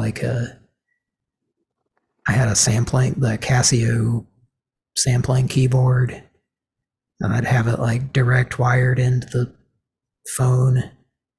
So I would record whatever they said when they picked up the phone. I would sample it and then play it back to them. And I remember doing that, and some kid was like, "Oh, this is Cody, isn't it?" Just the context of it, they figured out it was me. Yeah. And it was somebody that like I didn't even know him that much, you know. Anyway, there was a pretty good pranker. I think he's still doing it, but it's I think it was prosecute this on YouTube. I think he's been around a while, but I think he's still one of the few doing it. But he would call these scam law firms and stuff with different soundboards all the time. Just probably 100 different soundboards, and at some point during the call, no matter who he was talking to, there's probably 20, 30 people working at this place. They all recognized it was him. They'd be like, "Oh, Mr. Murdoch." It's like that's what he went by. And I thought that was funny because just no matter what it was a prank call. They recognized it was a prank call and they knew exactly who it was calling them. yeah, I mean that can be a pretty funny scenario. And that's kind of the Toby number 3 guy. Is like he knows exactly what is going on, but yeah. What are you calling here for? Like he knows about the show and everything, but we still call him every once in a while, and it's like, oh, is this you people again? Joke's over. When is this game gonna get fucking old? There's been at least 3 different Tobys, and one of them I is ain't no heard from you guys longer in a couple weeks. with us. But anyway, well, let's move on, I guess. The 34 guy wants to inquire about some granite by design. It's cookware, but it's by design. The 34 guy was thinking about Jim Carrey as the Joker, so. I'm as hard as granite.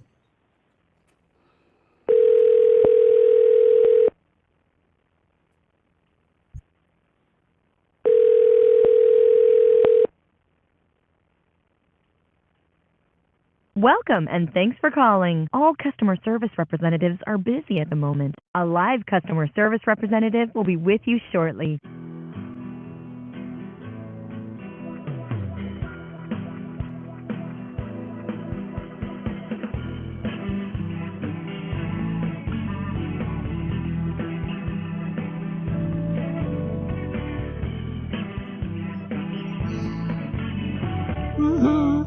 I'm sorry, all customer service representatives are busy at the moment. A live customer service representative will be with you shortly.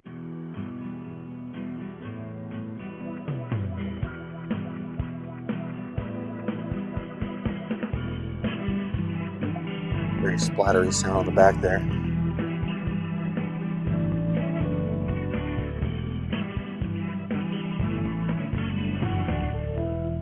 I'm sorry, all customer service representatives are busy at the moment. A live customer service representative will be with you shortly.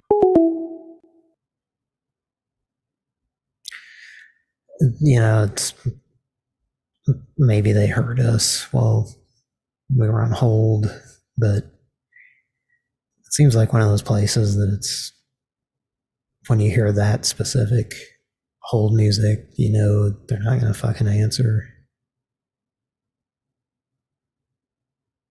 You know what I mean?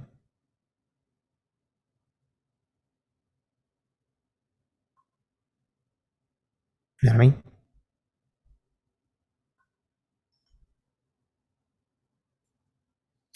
Chris, are you there?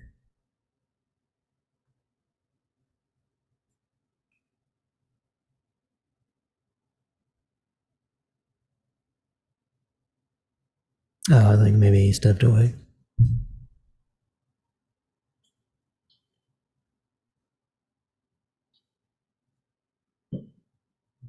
Okay, well, we'll keep going here.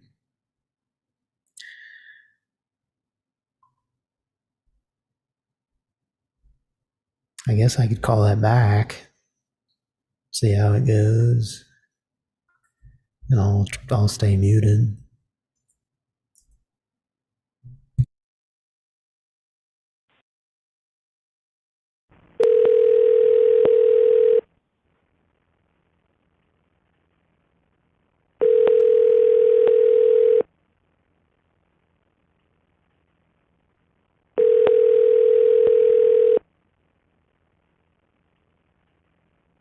Welcome and thanks for calling. All customer service representatives are busy at the moment. A live customer service representative will be with you shortly.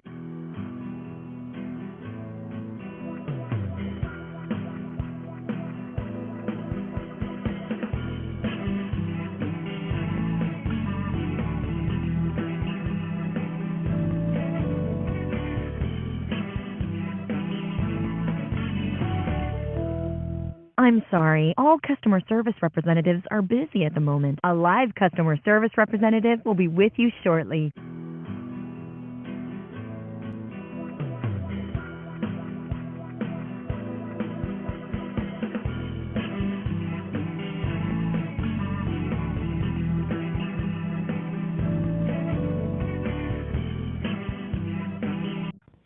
Thank you for calling to order the Granite Stone cookware set. My name is Sharice. For quality purposes, this call may be recorded.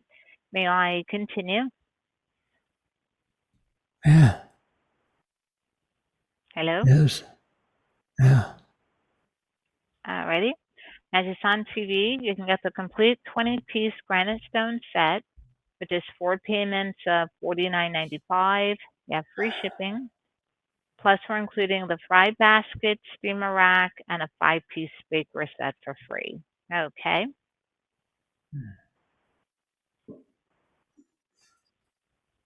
Alrighty. So to get you started, may I have your name? Roger. Okay. So Roger, Roger. Alrighty. And your last name? Burdett. Spell your last name for me. Burdette.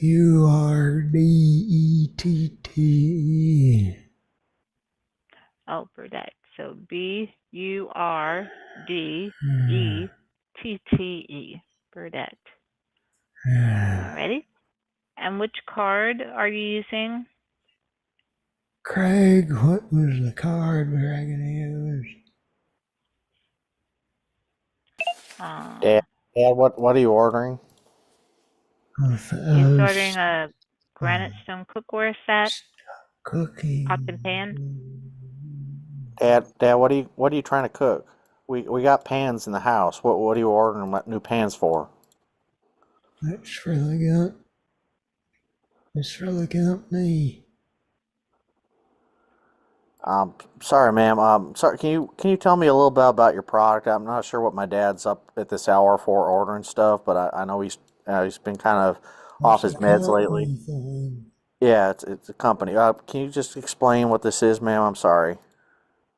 It's a 20-piece cookware set, non-stick pots and pans, Granite Stone. 4 payments of $49.95. It comes with a fry basket, steamer rack, also a 5-piece bakeware set for free. Dad, all you So eat non-stick. Dad, all you eat is hot dogs lately. What do you need this 20-piece cookware set for? They just told me to get a rebate at the Sam's Club. Is there a rebate, ma'am? I know, sir. It's free shipping. Free shipping, Dad. Is that what you're trying to order? Is a cookware set with free shipping? Are you ordering the right thing? You were talking about this hot dog cooker, but I think you're ordering something a little bigger than what you were saying. That's the thing that you used to say back in the old days. What? She's got a nice hot dog cooker. Wow. Yeah, Because he has the wrong number. Does your products cook hot dogs, ma'am? Is he able to cook his hot dogs in your products, the pans you were saying? Oh, of course, they're regular pans, but it's not a hot dog cooker per se, where you put them in vertically. So it doesn't cook hot dogs? Pan. Oh yeah, of course. Okay, so it does cook hot dogs. Right. Okay, that's pretty much all he eats, so I'm just wondering why he needs to order such a big set for just, a few hot dogs.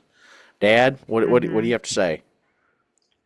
I was making chicken cordon bleu. She'd had enough of our shit. Hot dog cooker. I wanted that line. I was hoping it would keep going. I was gonna. It's not a hot dog cooker per se. That's the name of that call or tonight's episode of Pran Funkels. The hot dog cooker. Per se. I was gonna go into a whole thing about chicken cordon bleu that Grandpa is gonna try to make. Trying to expand his culinary experience here. We got some good calls tonight. She just hangs up. She just had enough of Grandpa's shit. Okay. I was laughing pretty good on that one. I got another number if you want to call it. Yeah, let's do it. Anybody still in the chat?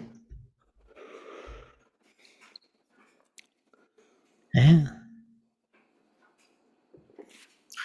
We had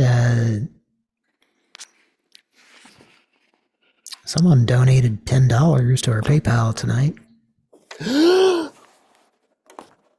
Do you have the Data East sound? I don't know. But I will say, you said somebody donated $10 in PayPal, and to which I would say, who is that?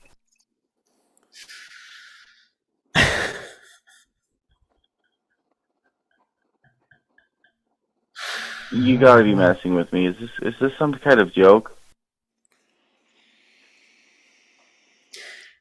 Somebody in the chat, wasn't it? I don't want to give out their government name via PayPal, you know? Yeah, and it started saying hot, horny guys. Was he a hot and horny guy? I believe it's Pro-Skinitis Athos in the chat, who's got the number 3 Burger King crown. Wow. How do I get one of those crowns? Well, first you have to have a tooth that's rotted away to an extent that it's not just a filling. You have to have a whole crown put on that fucking shit and a root canal. That's all my teeth. Yeah, I gotta admit, I don't have the best,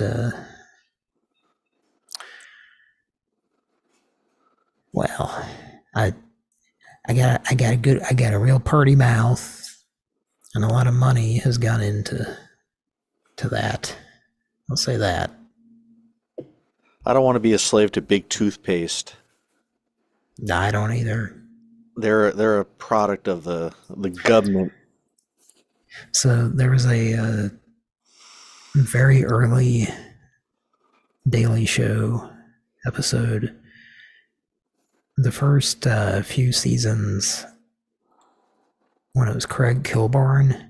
Yeah, I remember that. That was a long time ago. It was like a totally different show. It was totally, I couldn't believe what it turned into after a few years. But I'm pretty sure A. Whitney Brown from SNL originally was like a correspondent on it, and I think it was him. They would do these like interviews with just these weird ass people they would find, you know. And there was this old man that pulled all of his teeth and replaced them with rocks from his gravel driveway. Wow. And they did he did did a very serious interview with him. And that always stuck in my head. Yeah. Anyway. Oh, did we have another cutout? Maybe. Looks like we're broadcasting. No, I think I'm just looking at the old part of the chat.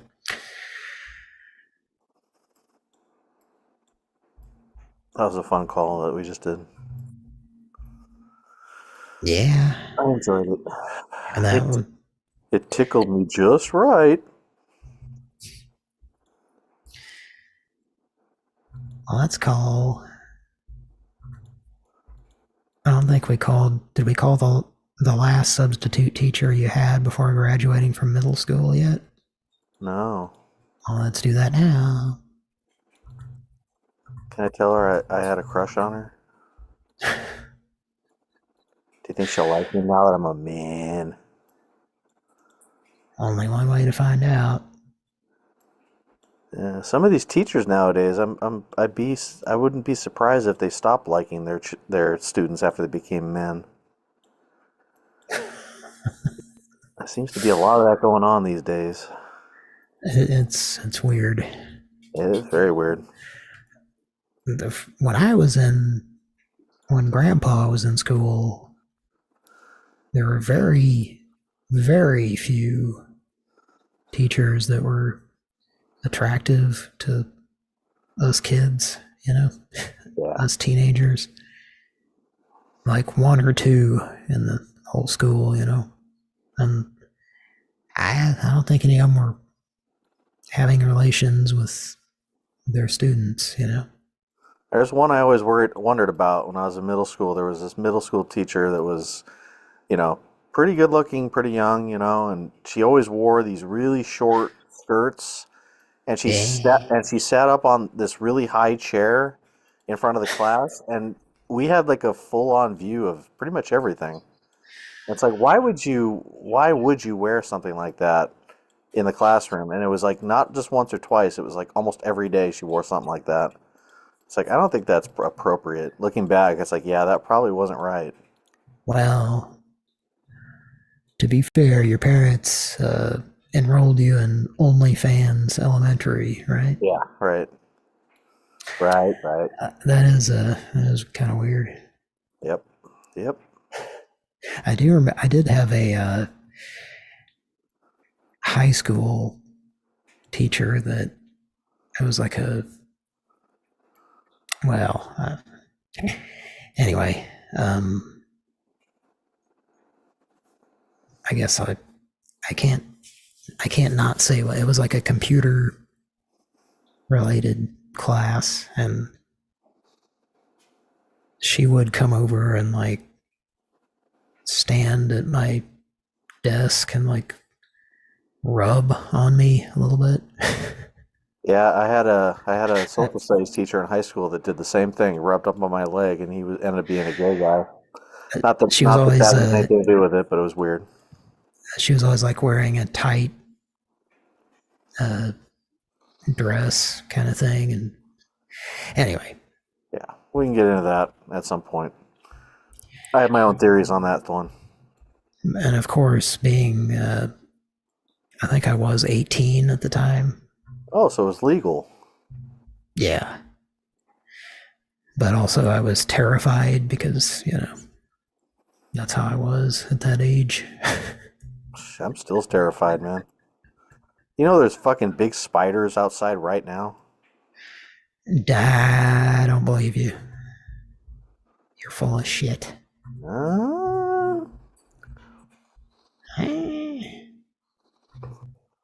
Okay, let's call Purewick.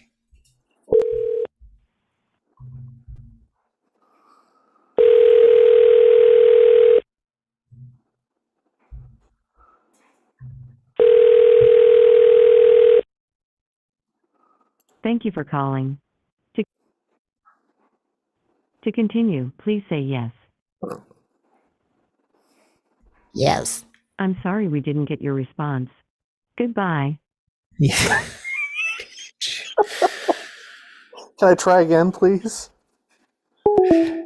One try?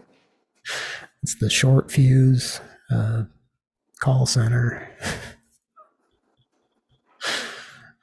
Shortest fuse in the West. Okay, let's Let's all get our ducks in a fucking row here and call back.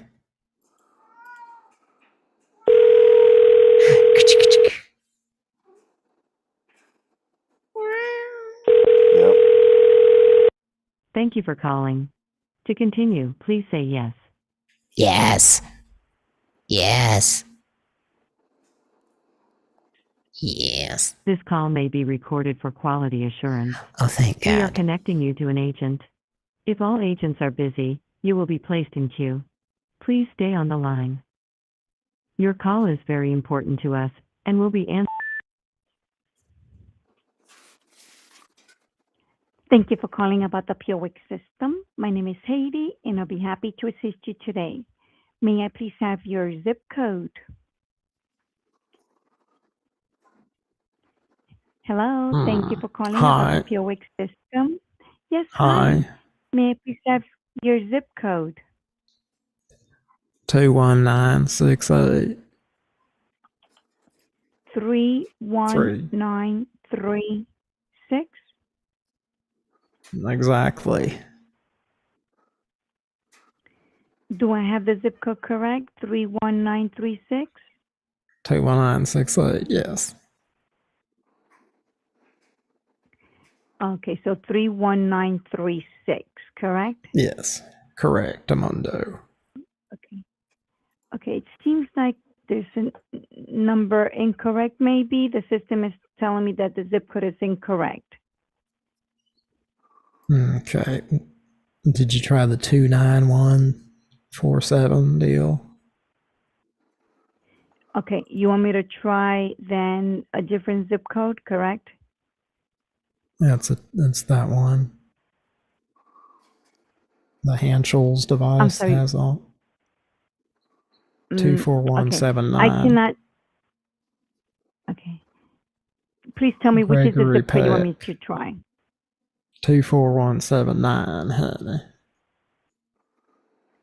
Gregory Peck. 241. 2. You want me to try 24179? Yeah. Okay, so 24179, correct? Thank you. Okay, and how are you doing today?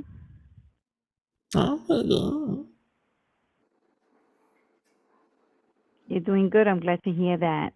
So before we get started, can I please get your name and your first name is? Gladys. I'm sorry, which is the first name? GLADYS.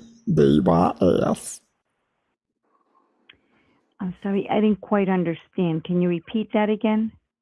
Gladys. Spell it out nice and slow so I can understand, please. GLADYS,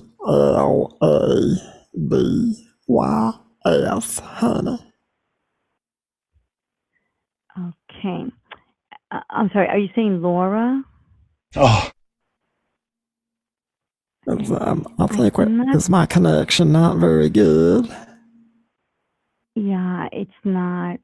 Okay, repeat your first name again. Let's see if I can capture it now. Gladys. Are you saying Alice? GLADYS.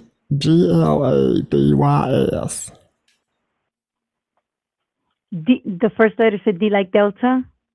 Oh. G like gargling. Okay, I'm not understanding. Is there someone there that can assist you? Oh. Well, Arnold keeps trying to cut in, but I told him I didn't want him trying to take care of my business, that I'm the one that takes care of my own business, you know? Okay, I tell you what, grab a pen and paper, okay? Oh. And I'm going to give Take some notes. actually a number, okay? Oh. If you grab your pen and paper, I can provide a number to reach Liberator Medical Supply, so WPD directly. Is this for the number where I called about working from home to try to get that job? Okay, you call PureWig. That's who you want to call. Am I correct? Okay. So if you grab your pen and Mhm. paper, I can provide a number to reach Liberator Medical Supply subsidiary of BD directly since we're having issues understanding. And Chuck Woolery was the one that spread peanut butter on my nutsack. Okay, you have a pen and paper? So I could give you the Yes. number and the hours I of got it right operation? here, honey. Uh-huh. Okay. So we are available Monday through Friday from 9 a.m. to 8 p.m. and on Saturdays from 9 a.m. to 3 p.m. Eastern Standard Time. Hang on, That Arnold didn't toll-free like number is that. Yeah. ready for the toll-free number? Uh-huh. Yep. Okay. So that's 1800 That's right, I am. Arm's pet food. 948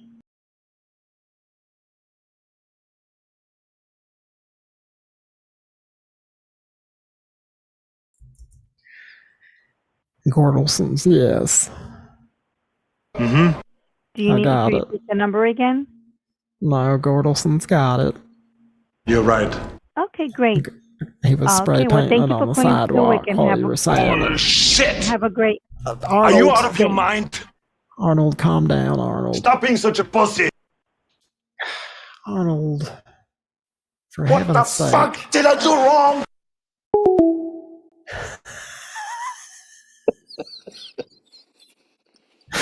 That was a pretty good way to end that.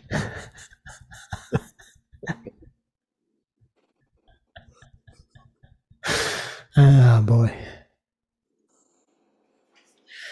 Well, how you doing, Chris? Doing all right. How are you? Well, that was the last number on the list. Yeah, probably should call it a night. Yeah, that's what I was going to say. Yeah, it was a good show. I think it was a good show. We could keep going, but It's pretty late for. Well, it's probably really late for you, but it's late for me.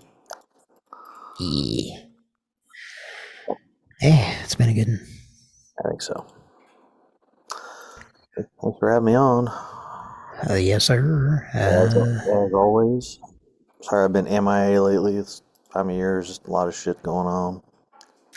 Yeah, the holidays, man. Yep.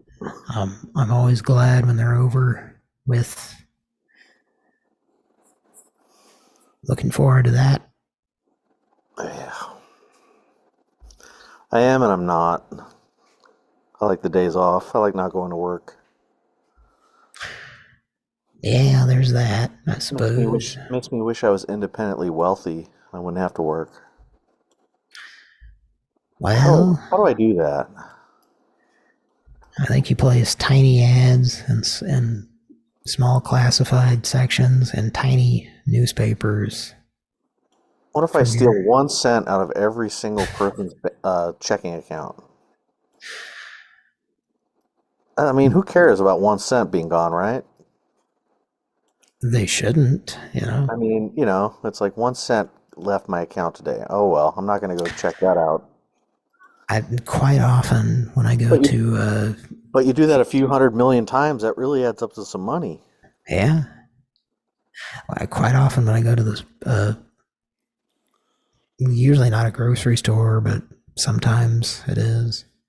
But like, a gas station or Quick Trip, and whatever it said the price was, it's more. And I'm just not going to be a dick when there's like people waiting behind me, I'm just. Right. Yeah, I know that feeling. I do notice, It's like you had a sign on there saying it was $4.99, and here you are charging me $5.99. Yeah, if there's nobody behind me, sometimes I will. If there's nobody else there, I will like call them on it. But also, I've had some Larry David situations where I've bitched at somebody that worked somewhere and then basically realized I was in the wrong later. Yeah, I was going to say earlier, my idea for a Seinfeld show that they should have done was like, imagine Gary or George, one of the two, like they're at like a restaurant or something, and they have to go to the bathroom, right? So they go and they have like a whole row of stalls there, and they I show the like where whole this is going. yeah they show the whole stall row. There's like 10 of them lined up, and Jerry or George are the only ones going to the bathroom at that time. So they're at one of the stalls, and then somebody comes in to the door, and they stand right next to them to take a piss, and then you can see like George or Jerry looking at him like, "What the hell?" It's like you got all those stalls you could have stood by, but you had to go to the one right next to me, and they could That have done a happens whole to me they could often. have they could have done a whole episode on that. Like, what does this mean? Yeah, maybe Seinfeld. It would have been hard to get that past the censors or something, but Maybe. probably not. No, I think they've done edgier stuff than that. I think, but yeah, they could have done it on Curb Your Enthusiasm. I think that would have been like the perfect kind of Larry David Seinfeld type, setup for an episode. I haven't seen all of those, so maybe it has been all. Or have you seen them all? I've seen all the Seinfelds. I never watched Curb Your Enthusiasm, though. I never got into that one. I have. I've only seen like some. I mean, I loved the show, but I didn't really keep up with it because I have not had HBO for a long time, Yeah. And when I have access to somebody's streaming thing, it doesn't last very long. Well, I heard when he took that humor to HBO, it got a little too like kind of perverted. Like it kind of just, it's kind of like Ren and Stimpy, like the original show. Like they always hinted at stuff, but they came back years later with like an adult version of the show, and it was just so like overly gross and perverted that it kind of just ruined it. And the same thing happened with the Kids in the Hall third season, or the newest one. Like they did a revival season with Kids in the Hall, and it's just like you start watching an episode and there's like flaccid dicks flopping around. It's like I don't need to really see that. It's like the humor worked better when it was a little more subtle. Like it didn't have to be as explicit. To stay edgy. Yeah. That just seems kind of the way things go. Is they just kind of push it a little too far. At some point, it's like, I don't know. This went a little too far. Well, I'll say, we were talking about the Spinal Tap sequel, and I went into that not, with low expectations because sequels are never better than the first, Set Back to the Future. Yeah. What? I was like the second one. That's my favorite one is the second one. Yeah. Which is apparently there's people who think that one sucks. From what I've heard. I don't know about that. I mean, I like even the writers of that one acknowledged that it's kind of like the idea that he disappeared off the face of the earth in 1985, but somehow he still was able to meet himself as an old man in 2015. Like that does make sense. Like they said, yeah, that's kind of a plot hole, but we don't really care. It's like just enjoy the movie kind of thing. Like don't think about it too deep. Yeah. But that one was always the funnest for me because I really liked that that's the only one where they actually went to the future. And then they went back and they had the two of them in the same timeline, and they were trying to avoid each other, like being seen by the others. I thought that was really cool. Yeah. Yeah, I like the ending a lot. That was really cool too. Yeah, that one kind of had it all. The third one was not quite as good, but it was still good. I mean, all those movies were good. Yeah, there was something I was thinking about in regards to the third one that was kind of a plot hole that I just recently realized, but I can't think of what it is now. Yeah, how did Doc Brown create a time traveling train back in the 1885, but he couldn't figure out a way to make gasoline out of oil to power the car? Like that was a little much to swallow there, but Oh well, Yeah, it's just a I movie. guess they did have oil back then. I guess. I mean, you think with Did Doc they? being able to, figure out a device that can do time Oh, you travel, mean he could yeah? have figured out a way to get gasoline from oil. I mean, He I don't was think that. from the fifth. Was that it? Was the version of him in the 1800s the younger or the older version of him? It was the one from the old. It was the one from the 80s because he went. They both went back to 1955, and they had to avoid their 1955 counterparts. And then the one at the end was the one in the time machine that got sent back after the lightning bolt struck, and that sent him back to 1885. And Joe Flaherty delivered. Yep, he was the Western Union guy. Yep.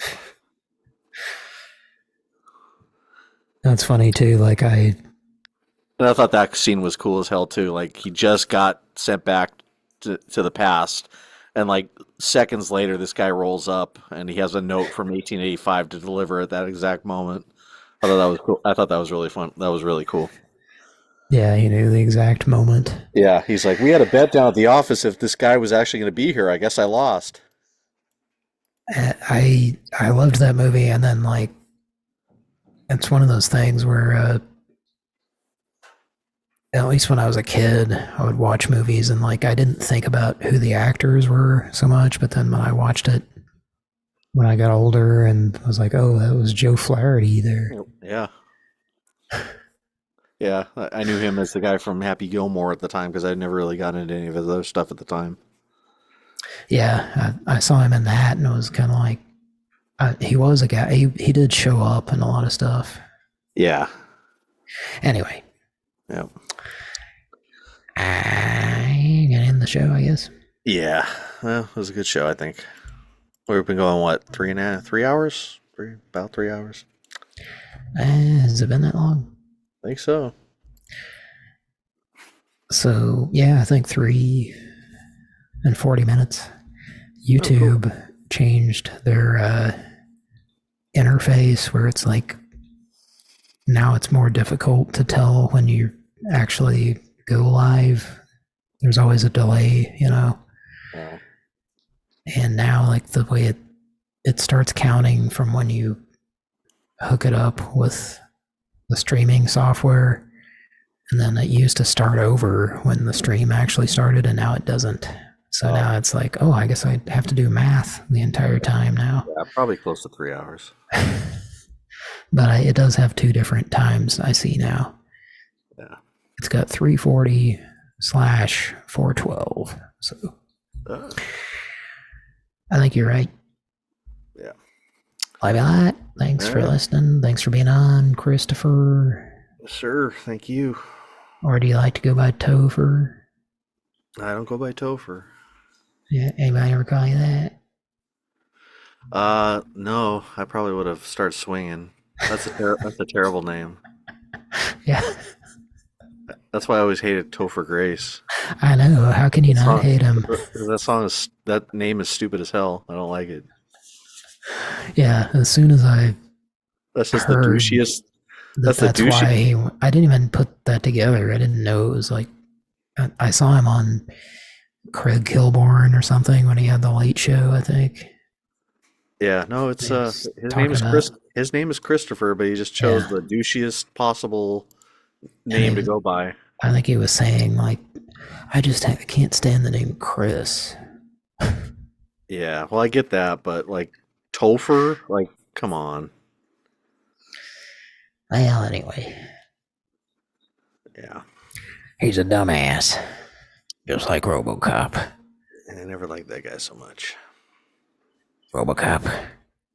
No, Topher. RoboCop's cool. Now Hyde. That's a good guy. Oh, yeah.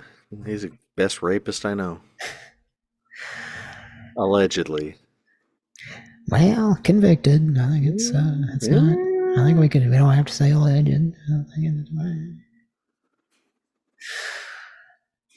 I think it was a Pran Funkels funny. Man. He's a patsy, man. It was a Pran Funkels funny at one point. What do you do Is this Gregory Stevens? When you're on that 70s show and you get convicted. Actually, the joke changed. It was accused, and then I changed it to convicted afterwards. What do you do? I thought those Scientologists all cover for each other. Like, I can't believe he actually got convicted. Well, they tried to, I think, with him, but yeah, it don't work no more. That's one of those groups that just seems to always get away with shit because they got powerful people in high places. Do you know the answer to the question, though? What is the question?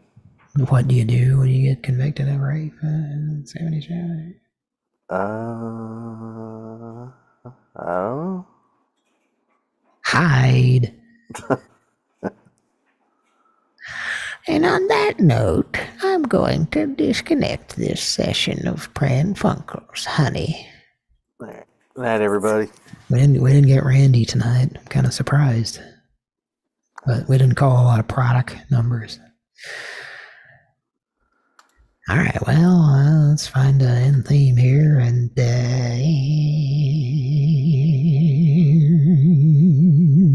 David Wise. The audience wants more David Wise. Oh, everyone's talking about it. Everyone's a buzz about the discontinuation of the Weekly Wise. Yeah. Did you hear that? He had his own, show? He had a podcast or something? No, it's part of Oops All Video Game Music. Oh, alright. I need to catch up on that show. So you really didn't know what I was talking about, eh? No. I must have listened to only the episodes where you didn't do that. Well, let's see. I'm trying to pick out a song that hopefully I haven't played in a while.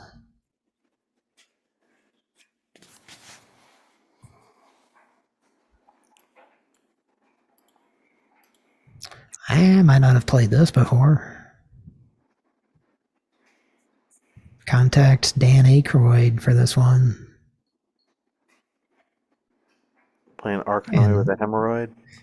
Please request that he respectively has a hemorrhoid. I've only known him as someone who's only ever had a hemorrhoid.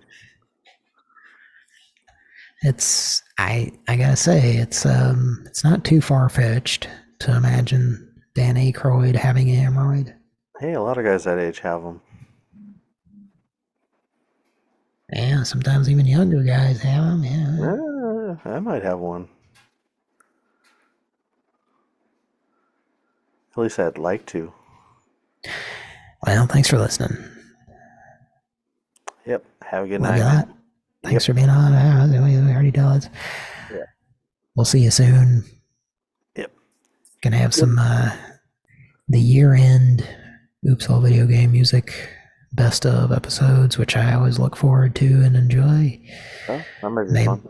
I might be the only one, but I'm having fun when I do it, so that's the whole point of all that shit.